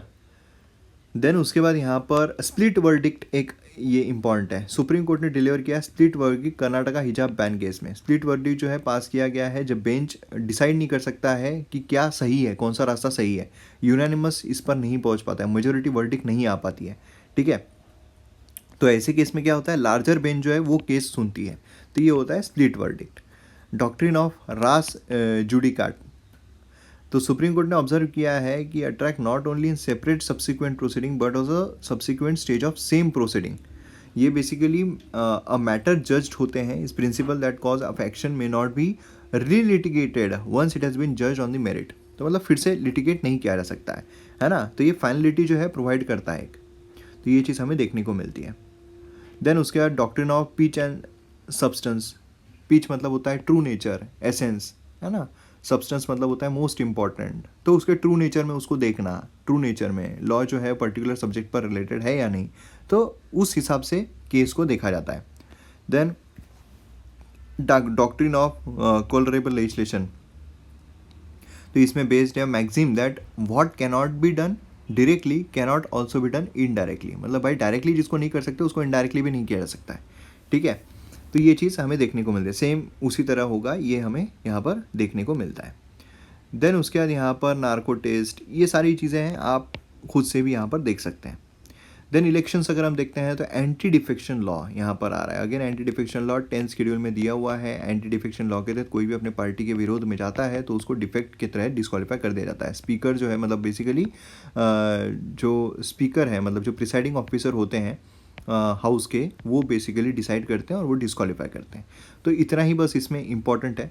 डिस्क्वालिफिकेशन में ऐसा है कि कोई अपनी पार्टी छोड़ के दूसरी पार्टी में जाता है तो उसको भी डिस्क्वालीफाई जो है वो कर दिया जाता है, और ये केसेस काफ़ी जगहों पर हमें देखने को मिले हैं।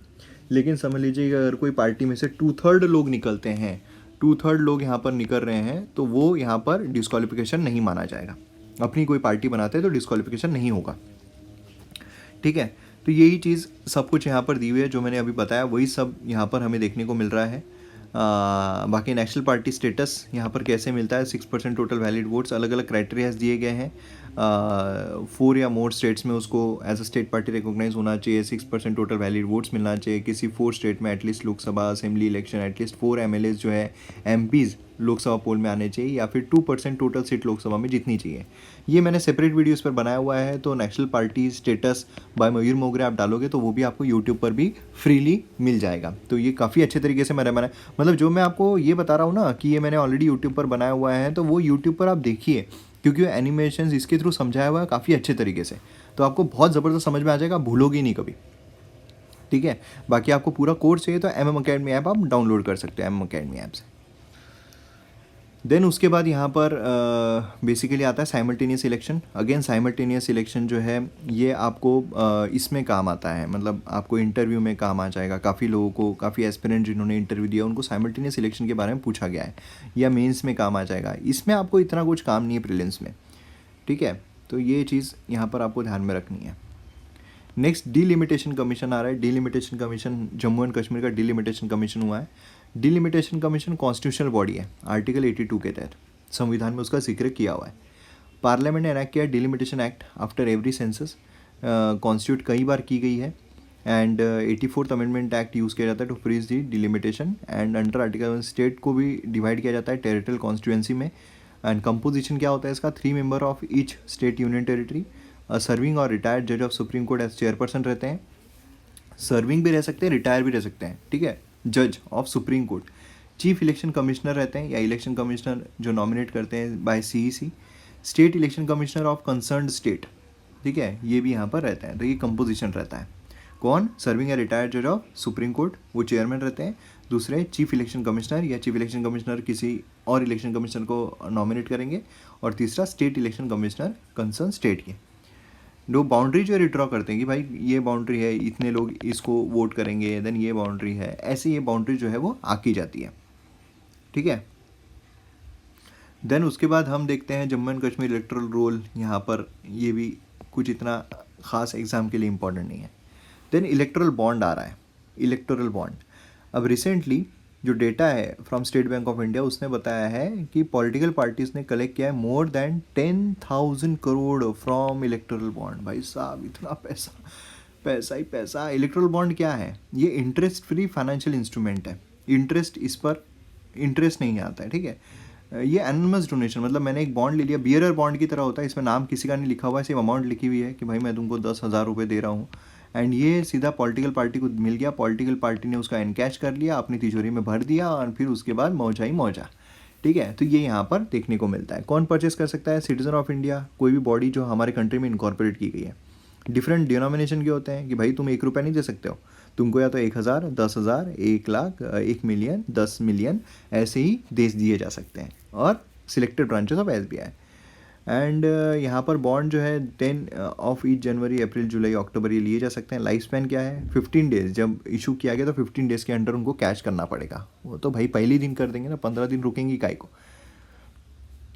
तो ये है, नंबर ऑफ बॉन्ड कितने भी लिए जा सकते हैं, ठीक है, उसकी कोई लिमिट नहीं है। तो ये चीज़ हमें यहाँ पर बेसिकली देखने को मिलती है। देन नेक्स्ट है election law amendment act 2021। President ने एसेंट दिया टू इलेक्शन लॉ 2021 को, ठीक है। अमेंड किया उसने representation of people act 1950 to representation of people act 1951 to implement certain electoral reform.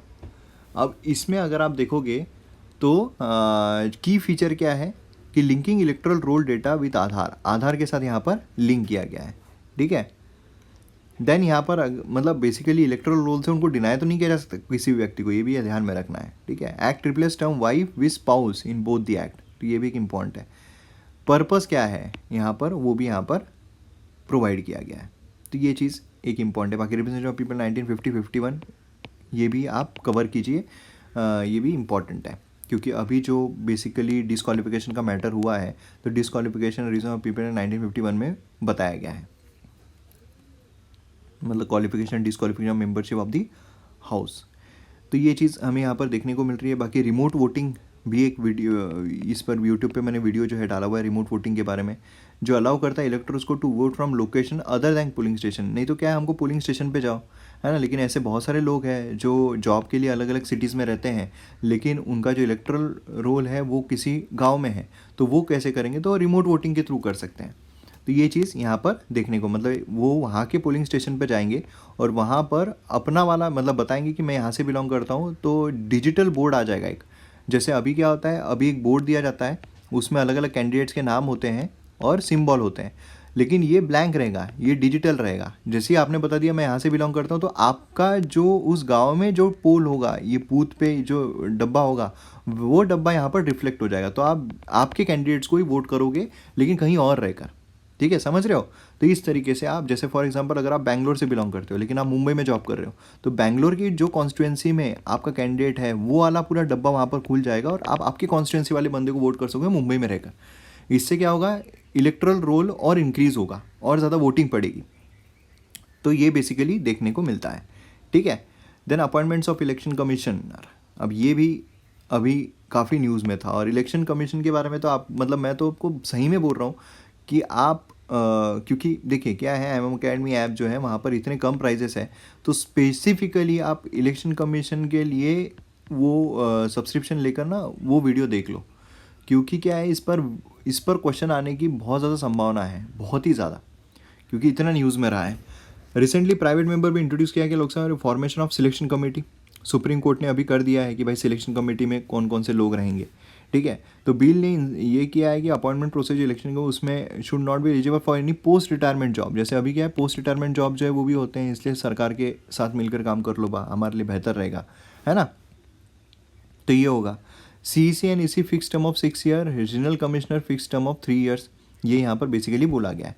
तो यहाँ पर आप देखोगे तो अपॉइंटमेंट प्रेसिडेंट ऑफ इंडिया के द्वारा की जाती है, लेकिन अब यहाँ पर जो बाकी मेंबर्स हैं, मतलब इसमें प्राइम मिनिस्टर, देन उसके बाद अपोजिशन लीडर जो है वो भी इसमें इंक्लूड हो गए हैं। 10 ईयर्स 6 ईयर्स होता है up to age of 65 years, जो भी अर्लियर हो, सेम एज जज of supreme court. Election commission regional commissioner जो है वो भी यहाँ पर हमें देखने को मिलते हैं। तो ये चीज़ काफ़ी इंपॉर्टेंट है। ठीक है, अब मुझे आप, क्योंकि ये अभी हाल ही में काफ़ी न्यूज़ में, तो मुझे आप कमेंट सेक्शन में बताओ जो कमेटी है उसमें कौन कौन से मेंबर्स हैं जिनके थ्रू यहाँ पर प्रेसिडेंट जो है वो सिलेक्ट करेंगे। कमेटी आप कमेंट सेक्शन में बताओ। चलिए नेक्स्ट इसमें चलते हैं, social democracy. Social democracy Nordic Scandinavian model of social democracy Sweden election की वजह से डिस्कस हुई थी। सोशल डेमोक्रेसी ये एक आइडियोलॉजी है जो सीख करती to promote egalitarian within the capitalist system. Egalitarian होना चाहिए, सोशल एंड इकोनॉमिक इंटरवेंशन जो है यहाँ पर किए जाने चाहिए इक्वल सोसाइटी मेंटेन करने के लिए। तो बस ये आपको एक टर्मिनोलॉजी पता रहना चाहिए, बाकी कुछ खास नहीं है। बाकी इंपॉर्टेंट न्यूज़ अगर हम देखते हैं तो association of Asian election authorities, registered unrecognised political party, election commission ने डिलीट किए हैं ऐसी पॉलिटिकल पार्टीज जो रजिस्टर्ड अनऑर्गेनाइज पॉलिटिकल पार्टीज़ हैं। ठीक है, ऐसे लोगों को ये किया है। वैसे इलेक्शन कमीशन को पॉलिटिकल पार्टीज़ को डी रजिस्टर करने का अधिकार है क्या, है क्या? आप मुझे कमेंट सेक्शन में बताओ। तो ये चीज़ यहाँ पर हमें देखने को मिल रही है। ठीक है, देन इलेक्शन सिंबल ये आ रही है। बेसिकली इलेक्शन सिंबल जो है एम्पावर करता है इलेक्शन कमीशन ऑफ इंडिया को कि वो रिकॉग्नाइज कर सकता है नेशनल एंड स्टेट पार्टी को, कोई भी राइवलरी अराइज होती है, डिसीजन जो है बाइंडिंग रहेगा। ठीक है, ये भी एक यहाँ पर इम्पॉर्टेंट है। अभी महाराष्ट्र में जो चल रहा है उसकी वजह से ये काफ़ी सुर्खियों में आ गया है। देन उसके बाद election contesting election from multiple seats. अभी जैसे राहुल गांधी 2 सीट से कॉन्टेस्ट कर रहे थे, है ना, तो ऐसे ही कितने सीट से किए जा सकते हैं, और अभी तो हालांकि वो डिस्क्वालीफाई कर दिए गए हैं प्रेजेंट सिनारियो में। रिसेंटली चीफ इलेक्शन कमिश्नर ने फ्रेश पुशअप किया amending to bar people from continue more than 1 seat. मतलब as an alternative hefty fine should be imposed on those vacating one of the constituency and forcing a bypoll. क्या होता है ना कि कोई बंदा है, उसको अगर कॉन्फिडेंस नहीं है कि मैं एक सीट से जीतूंगा, और दूसरी सीट से भी खड़ा हो जाता है। ठीक है, अब उसमें क्या है कि अगर वो दोनों सीट में चुनकर आ गया तो क्या होता है, वो दोनों सीट से तो नहीं रह सकता, उसको एक सीट खाली करनी पड़ती है, तो वो कर देता है एक सीट खाली, मतलब ये खाली कर दिया। तो अब ये खाली तो नहीं रह सकती, इसमें क्या होते हैं, बाय पोल होते हैं, बाय पोल, उसमें अलग खर्चा होता है। तो ये यहाँ पर नहीं होना चाहिए, है ना। इसलिए क्या हुआ यहाँ पर, चीफ इलेक्शन कमीशन ने फ्रेश पुश किया, 2 people from contesting from more than 1 seats, यहाँ पर नहीं होना चाहिए, एक ही सीट पर वो इलेक्शन जो है कंटेस्ट करना चाहिए, ठीक है। 1 कैंडिडेट मैक्सिमम ऑफ 2 कॉन्स्टिट्यूंसीज, ठीक है। मोर कॉन्स्टिट्यूंसीज वेयर अलाउड 1996, लेकिन उसके बाद अमेंड कर दिया गया कि 2 कॉन्स्टिट्यूंसी से ही खड़े हो सकते हैं। तो ये चीज़ यहाँ पर इंपॉर्टेंट है। अब यहाँ पर है multi state cooperative societies bill 2022, ये यहाँ पर आया है। अब देखिए, जो बिल्स होते हैं ना, जहाँ बिल्स है आपको इतना उसे मशक्क़त करने की ज़रूरत नहीं है, आप जो एक्ट हो जाते हैं उस पर ज़्यादा गौर कीजिए, ठीक है। तो ये फास्ट में आप देख सकते हो कोऑपरेटिव सोसाइटीज़, इस पे हालांकि क्वेश्चन जो है पूछा गया यूपीएससी में, कोऑपरेटिव सोसाइटीज़ कहाँ कहाँ पर मेंशन किया गया है। रिसेंटली लोकसभा ने रेफर किया multi state cooperative societies bill to joint committee को दिया गया है।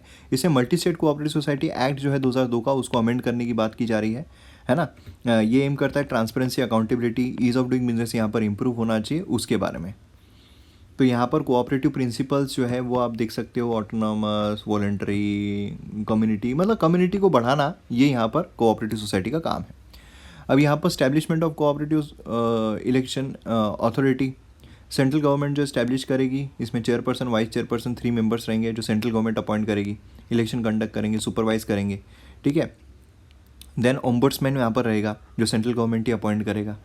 कोऑपरेटिव रिहैबिलिटेशन फंड यहाँ पर हमें देखने को मिलेगा। तो ये सारी चीज़ें यहाँ पर होती है। कोऑपरेटिव सोसाइटीज़ क्या है, वॉलंटरी एसोसिएशन होती है, जिसमें कॉमन नीड्स अगर किसी की हो तो वो फुलफिल करने के लिए किया जाता है, ठीक है। इसमें बेसिकली पुअर सेक्शन के जो होते हैं वो किए जाते हैं। कोऑपरेटिव ये स्टेट सब्जेक्ट है, बहुत इंपॉर्टेंट है स्टेट सब्जेक्ट। महाराष्ट्र में हाईएस्ट नंबर है, ये चीज़ यहाँ पर काफ़ी इंपॉर्टेंट है। देन उसके बाद यहाँ पर multi state cooperative society act जो है, amend law relating to cooperative societies, voluntary formation and democratic functioning जो है कोऑपरेटिव सोसाइटीज़ की वो होना चाहिए, इकोनॉमिक ग्रोथ होना चाहिए। एंड यहाँ पर अलग अलग तरीके की कोऑपरेटिव सोसाइटीज़ जो हमारे देश में काम करती है। देन उसके बाद आता है foreign contribution regulation act, FCRA अगर आप देखोगे तो रिसेंटली सेंट्रल गवर्नमेंट नोटिफाई किया है foreign contribution regulation amendment rule to reduce compliance burden on citizen, कि भाई ये करो वो करो वो करो, तो ये कम कर दिया है। फॉरेन कंट्रीब्यूशन रूल जो है, now individual can spend up to 10 lakh without informing the government, पहले ऐसा नहीं था, ठीक है। अब यहाँ पर 10 लाख तक आप खर्च कर सकते हो गवर्नमेंट को बिना बताएं, ठीक है। अगर 10 लाख से ज़्यादा हो रहा है तो विल हैव 3 मंथ्स गवर्नमेंट को इन्फॉर्म करने के अगेंस्ट 30 डेज अर्लियर, पहले 30 डेज ही थे, अब यहाँ पर 3 महीने जो है 90 डेज जो है वो यहाँ पर दे दिए जा चुके हैं। तो ये एक चीज़ यहाँ पर इंपॉर्टेंट है जो प्रीलिम्स में आपको घुमा फिरा कर पूछी जा सकती है। अब यहाँ पर टाइम जो प्रिस्क्राइब किया गया है इंटीमेशन टू सेंट्रल गवर्नमेंट, ये रजिस्ट्रेशन और prior permission under receive fund has been increase from 15 days से 45 डेज कर दिया गया है, ठीक है, 15 डेज से 45 डेज। तो ये भी एक इंपॉर्टेंट पॉइंट यहाँ पर आता है। देन यहाँ पर आप देखोगे तो बाकी कुछ ख़ास यहाँ पर नहीं है। Then foreign funds, prior permission receive foreign funds, तो मतलब ये कोई ख़ास नहीं है यहाँ पर। Who cannot receive foreign contribution, तो कैंडिडेट्स फॉर इलेक्शन के लिए जो खड़े हैं वो फॉरेन कंट्रीब्यूशन नहीं ले सकते हैं, ठीक है। जजेस एंड गवर्नमेंट सर्वेंट्स नहीं ले सकते हैं, आप अगर आईएएस बन जाते हो तो आप यहाँ पर फॉरेन कंट्रीब्यूशन नहीं ले सकते हो। जर्नलिस्ट या न्यूज़पेपर, मीडिया ब्रॉडकास्टिंग, क्योंकि भाई बाहर की जो कंपनीज है इन्फ्लुएंस ना करना शुरू कर दे। Member of legislative and political parties, then organisation of political nature, तो ये सब नहीं ले सकते हैं, ठीक है, कैनॉट रिसीव फॉरेन कंट्रीब्यूशन। तो ये चीज़ यहाँ पर बेसिकली आती है। देन उसके बाद नेक्स्ट है model tenancy act 2021। Recently 4 state जो आंध्र प्रदेश, तमिलनाडु, उत्तर प्रदेश, आसाम, उन्होंने रिवाइज किया है टेनेंसी लॉ। अब ministry of housing and urban affair ने अप्रूव किया है मॉडल टेनेंसी एक्ट। अब इसके तहत क्या है, इसके तहत यहाँ पर हमें देखने को मिलता है applicability, it cover premises let out for residential, commercial and educational use, लेकिन इंडस्ट्रियल यूज़ इसमें इंक्लूडेड नहीं है, ये इंपॉर्टेंट है, ठीक है। अब आपको आ सकता है कि भाई ये इंडस्ट्रियल इसमें भी यूज़ होता है, नहीं, इंडस्ट्रियल इसमें नहीं होता है।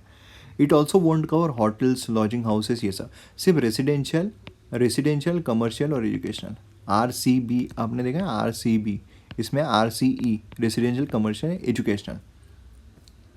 Tenancy agreement only after return agreement यहाँ पर होना चाहिए, म्यूचुअली अग्रीड इस पर रहना चाहिए, ठीक है। इन्फॉर्म पर्पज रेंट होता है within 2 months from date of tenancy agreement. Tenancy period landlord renewal extension tenant fails to vacate, tenants जो होते हैं लैंडलॉर्ड को रिक्वेस्ट कर सकते हैं रिन्यूअल के लिए या एक्सटेंशन के लिए, ठीक है। एक्सटेंशन मतलब 11 महीने का है तो और भाई हमको एक्सटेंड करना है। लेकिन अगर टेनेंट वैकेंट नहीं करते हैं at the end of tenancy, termination जब होता है तो वो यहाँ पर ट्वाइस दी मंथली रेंट, यहाँ पर फर्स्ट 2 मंथ्स के लिए जो मंथली रेंट है, मतलब समझ लो 11 महीने का है, अगर मैं 12वें महीने में रह रहा हूँ तो मेरा रेंट अगर 20,000 है तो मुझे 40,000 रुपये रेंट जो है वो देना पड़ेगा 2 महीने के लिए। 4 टाइम्स मंथली रेंट अगर और भी मैं ऑक्यूपाई करके रखता हूँ तो।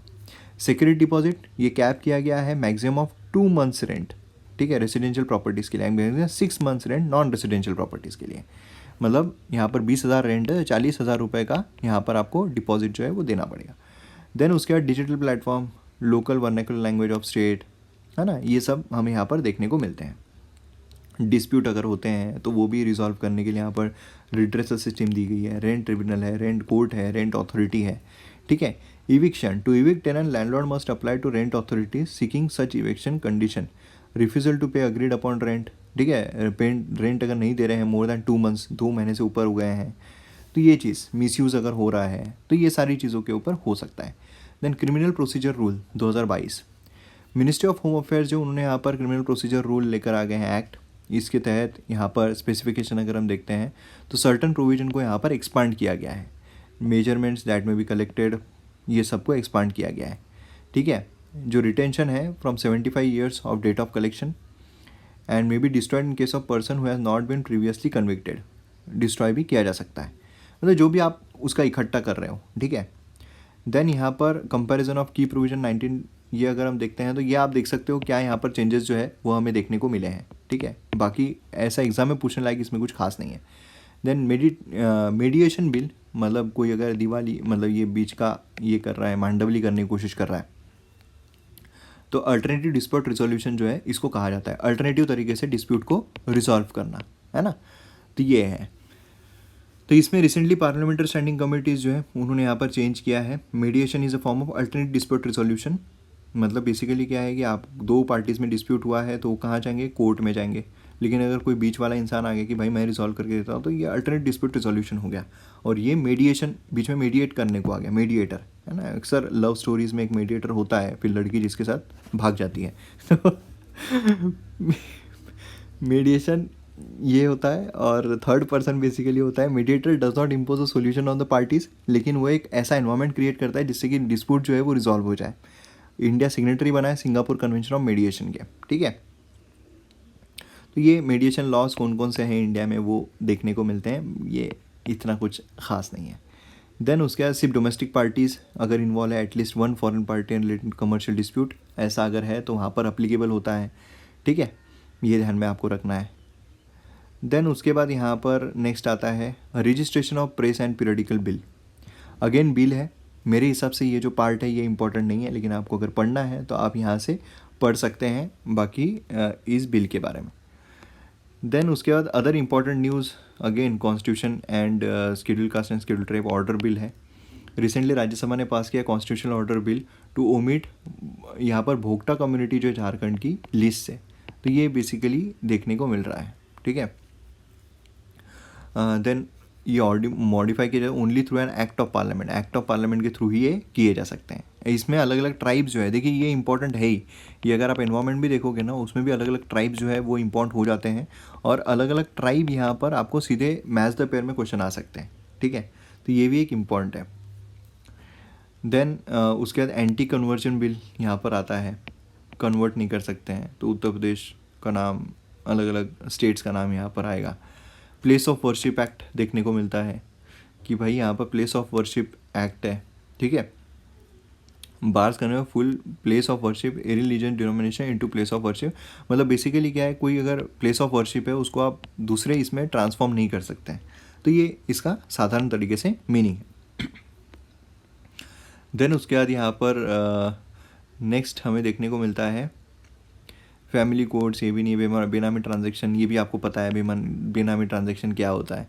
एनिमी प्रॉपर्टी, अगर कोई हमारे देश के साथ लड़ाई चल रही है तो उसकी जो भी प्रॉपर्टी है वो एनिमी प्रॉपर्टी कहलाई जाएगी। इंडिया पाकिस्तान वॉर जो था 65-71 में, तो जो बेसिकली माइग्रेट हुए थे तो उनके जो भी प्रॉपर्टीज़ है जो छोड़ के गए हैं, है ना, तो वो यहाँ पर एनिमी प्रॉपर्टी में ले लिया जाएगा, गवर्न किया जाता है एनिमी प्रॉपर्टी एक्ट 1968 के तहत। देन उसका है flag code of India, national flag to be flown at day and night अगर होस्ट किया जा रहा है in the open house for member of public. ठीक है, ये पहले था सनराइज से सनसेट तक ही रहना चाहिए। ठीक है, तो ये हमें देखने को मिलता है। देन ये गवर्न करता है display of national flag by private, public and government institutions. ठीक है, तो ये भी चीज़ हमें देखने को मिलती है। 3 पार्ट में general description of try colour, rule of display by public private bodies, तो ये चीज़ हमें देखने को मिलती है, बाकी कुछ खास नहीं। Important constitutional and statutory executive bodies, unique identification authority of India UIDAI, ये शायद हो सकता है आपने ना पढ़ा हो, जो स्टैटिक पोर्शन होता है हमारा उसमें। रिसेंटली गवर्नमेंट ने अमेंड किया है आधार रूल। ठीक है, unique identification authority of India क्या है, स्टैब्लिश, ये एक स्टैट्यूटरी बॉडी है, मतलब एक एक्ट के तहत बनाई गई है। तो एक्ट क्या है यहाँ पर, तो Aadhaar act 2016 ministry of electronics information technology के अंडर में आती है। यूनिक एंड सिक्योर आइडेंटिटी जो है एवरी रेसिडेंट ऑफ इंडिया, ठीक है, प्रोवाइड करना। रिलायबल एंड एफिशिएंट मेथड जो है गवर्नमेंट सर्विस वो देना। डुप्लीकेट एंड फेक आइडेंटिटी जो है उसको एलिमिनेट करना। 12 डिजिट यूनिक आइडेंटिफिकेशन मेंबर जो है आधार हर रेसिडेंट को दिया जाता है, रेसिडेंट आ रहा है यहाँ पर। ठीक है, resident Aadhaar number only issued to individual who have resided for period of 182 days और मोर। ठीक है, इन अ 12 months and UIDAI issued Bal Aadhaar cards to children under the age of 5 years on their parent biometric information. तो ये चीज़ हमें देखने को मिलती है, तो ये चीज़ आ रही है यहाँ पर। देन उसके बाद सेंट्रल इन्फॉर्मेशन कमीशन, इसके बारे में तो देखा हुआ है। सेंट्रल इन्फॉर्मेशन कमीशन ये भी एक्ट के तहत बनाई गई है। प्रेसिडेंट ऑफ इंडिया अपॉइंट करता है on the recommendation of committee, जिसमें प्राइम मिनिस्टर रहते हैं, चेयरपर्सन लीडर ऑफ अपोजिशन रहते हैं, and union cabinet minister nominated by PM। Tenure 3 years 65 years। Composition chief information commissioner not eligible for reappointment. ठीक है, तो ये चीज़ यहाँ पर आ रही है। देन उसके बाद यहाँ पर नेक्स्ट हम जाते हैं इंडियाज़ इन्वेस्टिगेटिव एजेंसीज। तो इसमें central bureau of investigation, enforcement directorate, ये सब कुछ कवर किया हुआ है हमने, सब कुछ कवर किया हुआ है पॉलिटिकल लेक्चर्स में। 1963 में स्टैब्लिश हुई थी। एक इन्वेस्टिगेटिव एजेंसी है, composition head by the director of CBI। ठीक है, CBI डायरेक्टर ऑफ CBI। इसमें अपॉइंट किया जाता है prime minister, leader of opposition in Lok Sabha, and CGI chief justice of India. 2 years का टेन्योर होता है, एक्सटेंशन जो है वो भी दिया जा सकता है। ठीक है, enforcement directorate composition headed by director and tenure 2 years का होता है, एक्सटेंशन दिया जा सकता है। तो ये चीज़ देखने को मिल रही है। सीरियस फ्रॉड इन्वेस्टिगेशन ऑफिस, तो इसमें 2003 में under ministry of corporate affair, headed by director, enforcement director director. ठीक है, तो ये चीज़ हमें देखने को। National investigation agency headed by director general, जो अपॉइंट किया जा रहा है गवर्नमेंट ऑफ इंडिया के द्वारा। ठीक है, ये हमें देखने को मिलता है। अब इसमें बाकी important news, central vigilance commission है, जो आप पता है, मतलब यहाँ से भी आप पढ़ सकते हैं। वो टेन्योर जो है वो आपको ध्यान में क्या रखना है, कौन हेड करता है, उसका टेन्योर क्या है, और उसको रिमूव किस तरीके से किया जा सकता है, बस इतना आपको देखना है। ठीक है, टेन्योर और उसका मतलब बेसिकली इसका अपॉइंटमेंट कैसे होता है ना, कौन करता है, कैसे किया जाता है। Press council of India important है, टेन्योर 3 years का होता है प्रेस काउंसिल ऑफ इंडिया। ठीक है, chairman convention has been retired supreme court जज, ये कन्वेंशन है।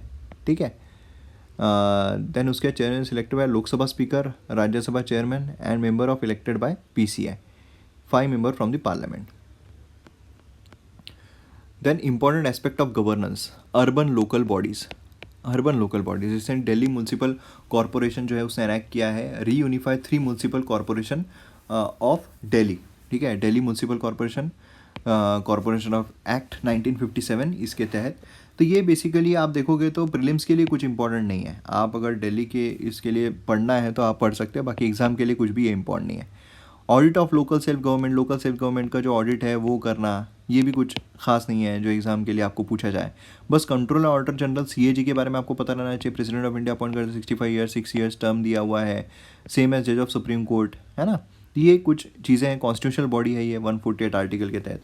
तो ये चीज़ आपको यहाँ पर पता रहनी चाहिए, बाकी कुछ भी यहाँ पर खास नहीं है।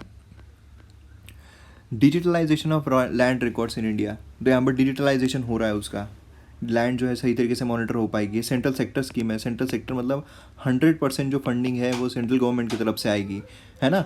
देन उसके बाद यहाँ पर 3 major कंपोनेंट्स है, 3 मेजर कंपोनेंट्स देखने को मिल रहे हैं, computerization of land record, survey and computerization of registration. तो ये 3 मेन क्राइटेरियाज है। बाकी एग्जाम के लिए आप देखिए कोई क्वेश्चन इस पर बन ही नहीं सकता है ना। तो ये चीज़ भी यहाँ पर इंपॉर्टेंट नहीं है। बाकी हाँ, ये आपको पढ़ना है तो आप एक बार पढ़ सकते हैं, ठीक है। Localization of sustainable development goal, localization of sustainable development goal environment में हमने देखा हुआ है। एनवायरमेंट की जो हमने PT 365 कवर की थी उसमें हमने कवर किया है। मिनिस्ट्री ऑफ पंचायती राज ने साइन किया है joint statement of localization of sustainable development goal, ठीक है, UNEP के साथ। Sustainable development goal 17 sustainable development goal है। पॉवर्टी को खत्म करना, इनइक्वालिटी, इनजस्टिस, क्लाइमेट चेंज को टैकल करना 2030 तक, है ना। तो ये हमें बेसिकली गोल्स देखने को मिलते हैं। देन उसके बाद यहाँ पर नेक्स्ट है स्पोर्ट्स गवर्नेंस। स्पोर्ट्स यहाँ पर बेसिकली क्या है, स्पोर्ट्स जो है वो भी अब काफ़ी इंपॉर्टेंट रोल प्ले कर रहा है, उसको भी हम काफ़ी प्रमोट कर रहे हैं। उसमें गवर्नेंस मतलब क्या होता है, जैसे पेरेंट्स बनना, मतलब अगर आपको बच्चा हो गया तो आप पेरेंट बन गए, लेकिन उसकी कैसी आप परवरिश कर रहे हो उसको हम बोलते हैं पेरेंटिंग। वैसे ही यहाँ पर गवर्नेंस है कि आपकी सरकार बन गई, आप गवर्नमेंट बन गए, लेकिन आप कैसे आपके डिसीजंस ले रहे हो उसको हम गवर्नेंस कहते हैं, ठीक है। तो स्पोर्ट्स में कैसा गवर्नेंस, तो यहाँ पर डिसोल्यूशन हुआ है committee on administrator by supreme court, bureau of FIFA council, lift किया suspension of all India football federation. तो इसमें बेसिकली अलग अलग कोड है जो एग्ज़ाम के लिए इंपॉर्टेंट नहीं है, जो आपको एग्ज़ाम में नहीं पूछे जाएंगे। देन उसके बाद यहाँ पर rules for resignation and reinstatement of Indian administrative service, IAS officers. तो अगेन वही है, 2019 में IAS ऑफिसर ने रिज़ाइन किया from the service and has been reinstated, फिर से आ गए हैं। रेसिग्नेशन जो है ऑफिसर का, ऑल इंडिया सर्विसेज जो IAS है, IPS है और इंडियन फॉरेस्ट ऑफिसर है, ठीक है। तो ये जो है govern by rule 5A 51A of all India services, ठीक है। तो इसमें है similar rule resignation officer belong to other central service also. तो इसमें आप देखोगे तो बेसिकली क्या है कि रेसिग्नेशन जो IAS ऑफिसर वो सबमिट करता है chief secretary of the state को, ठीक है। Secretary of the concern ministry of department को जाएगा, देन उसके बाद उसका एक्सेप्ट होगा। लेकिन एक्सेप्ट होने से पहले ही अगर उसने फिर से बोल दिया कि भाई मेरे को रख लो, तो फिर वो उनके हाथ में रहता है कि वो रख भी सकते हैं, ठीक है। तो इसमें कॉम्पिटेंट अथॉरिटी कौन है, ministry of state and department of personal training DOPT, IAS के लिए, होम अफेयर्स IPS के लिए, एनवायरमेंट IFS के लिए, फॉरेस्ट सर्विस के लिए। तो ये चीज़ यहाँ पर इम्पॉर्टेंट है। देन उसके बाद यहाँ पर बेसिकली क्या होता है, if officer who submitted resignation send a intimation writing withdrawing its before the acceptance of the competent authority, ठीक है। तो deem to have been automatically withdrawn. तो भाई नहीं नहीं नहीं नहीं पहले कर दिया रेसिग्नेशन, बाद में सोचा नहीं नहीं यार नहीं नहीं नहीं नहीं नहीं मेरे को फिर से ज्वाइन करना है। तो इस तरह की चीज़ें यहाँ पर होती है। ट्रेनिंग इंस्टीट्यूशन यहाँ पर अगेन बेसिकली क्या है, UPSC इनके बारे में ना, UPSC में प्रीलिम्स में क्वेश्चन काफ़ी कम आते हैं, ठीक है। तो इसलिए यहाँ पर कैपेसिटी बिल्डिंग कमीशन के बारे में अगर आपको देखना है, इंडिपेंडेंट बॉडी है, तो ये इस्टेब्लिश की गई गैजेट ऑफ इंडिया, 3 मेंबर है, supported by internal secretariat, function है building credibility and shape uniform approach. इसमें एनुअल कैपेसिटी बिल्डिंग प्लान होने चाहिए, नॉलेज पैटर्न जो है वो भी यहाँ पर इसका होना चाहिए। बाकी अदर इंपॉर्टेंट न्यूज़ में पुलिस कमिश्नर सिस्टम है। देन उसके बाद यहाँ पर प्रॉबिटी पोर्टल हमें देखने को मिलता है। इसमें पुलिस सिस्टम में अगर आप देखोगे ना, ये कमिश्नर ऑफ पुलिस हेड होता है, यूनिफाइड पुलिस कमिश्नर स्ट्रक्चर इसमें हमें देखने को मिलता है। स्टेट गवर्नमेंट को अकाउंटेबल रहते हैं, ठीक है। तो ये चीज़ यहाँ पर हमें देखने को मिलती है। बाकी कुछ एग्ज़ाम के लिए ऐसा कुछ खास नहीं है। देन इसमें भी अगर आप देखोगे तो ये कुछ ज़बरदस्त न्यूज़ जो है वो नहीं कर रही है। देन उसके बाद यहाँ पर वर्ल्ड प्रेस फ्रीडम इंडेक्स ये होता है बॉर्डर रिपोर्टर्स विदाउट बॉर्डर्स के द्वारा, नॉट प्रॉफिट ऑर्गेनाइजेशन है, ठीक है। इसमें अलग अलग इंडिकेटर्स पर जज किया जाता है। 5 इंडिकेटर है, पॉलिटिकल कॉन्टेक्स्ट कैसा है, लीगल फ्रेमवर्क कैसी है, इकोनॉमिक कॉन्टेक्स्ट कैसा है, सोशो इकोनॉमिक कॉन्टेक्स्ट कैसा है, सेफ्टी कैसी है। तो ये चीज़ यहाँ पर हमें देखने को मिलती है। देन यहाँ पर E-गवर्नमेंट सर्वे, पर्सनैलिटी राइट, ये सारी चीज़ें आ रही है। दिल्ली हाई कोर्ट ने रिसेंटली पास किया interim order to prevent unlawful use of celebrities name, image and voice, highlighting issue of personality rights. तो बस ये पर्सनैलिटी राइट रिसेंटली न्यूज़ में चल रहा है, बेसिकली क्या है तो ये आपको पता रहना चाहिए, ठीक है। Personality right of person to protect personality under right to privacy, ठीक है। देन उसके बाद ये अलग अलग चीज़ें आ रही है। तो यहाँ पर हमारा ये जो पॉलिटी सेक्शन है यहाँ पर कंप्लीट होता है। तो मैं उम्मीद करता हूँ कि आपका पूरा पॉलिटी जो है वो अब यहाँ पर रिवाइज़ अच्छे तरीके से हो गया होगा, क्योंकि PT 365 बेसिकली रिवाइज़ करने के लिए होती है। इसका ये मतलब बिल्कुल नहीं है कि आप स्टैटिक पोर्शन जो है वो कंप्लीट नहीं करोगे। इसका ये भी मतलब नहीं है कि आपने करंट अफेयर जो है, बाकी करंट अफेयर उस पर बिल्कुल ध्यान नहीं दोगे, क्योंकि यहाँ पर ये कवर करता है और इसमें आपको जो मेन टॉपिक्स है उसके बारे में अंदाज़ा मिल जाता है। लेकिन इसके अलावा भी आपको जो पार्लियामेंट चैप्टर है वो अलग से पढ़ना ही पड़ेगा, जो जुडिशरी है वो अलग से पढ़नी ही पड़ेगी, जो फंडामेंटल राइट्स है वो अलग से पढ़ना ही पड़ेगा। उसी के साथ साथ आपको प्रीएम्बल जो है वो भी पढ़ना ही पड़ेगा। उसी के साथ साथ आपको जुडिशरी मतलब उसमें सुप्रीम कोर्ट, हाई कोर्ट सब आ गया, ठीक है। उसके साथ साथ आपको जो कॉन्स्टिट्यूशन नॉन कॉन्स्टिट्यूशनल बॉडीज़ है वो भी पढ़ना पड़ेगा। तो ये बेसिकली मेन कुछ टॉपिक्स है जिस पर मोस्टली क्वेश्चंस जो है हमेशा बनते रहते हैं। इलेक्शन कमीशन ऑफ इंडिया ये काफ़ी इंपॉर्टेंट है इस साल, ठीक है। तो वीडियो पसंद आता है तो शेयर ज़रूर कीजिए। मिलते हैं अगले वीडियो में। जय हिंद।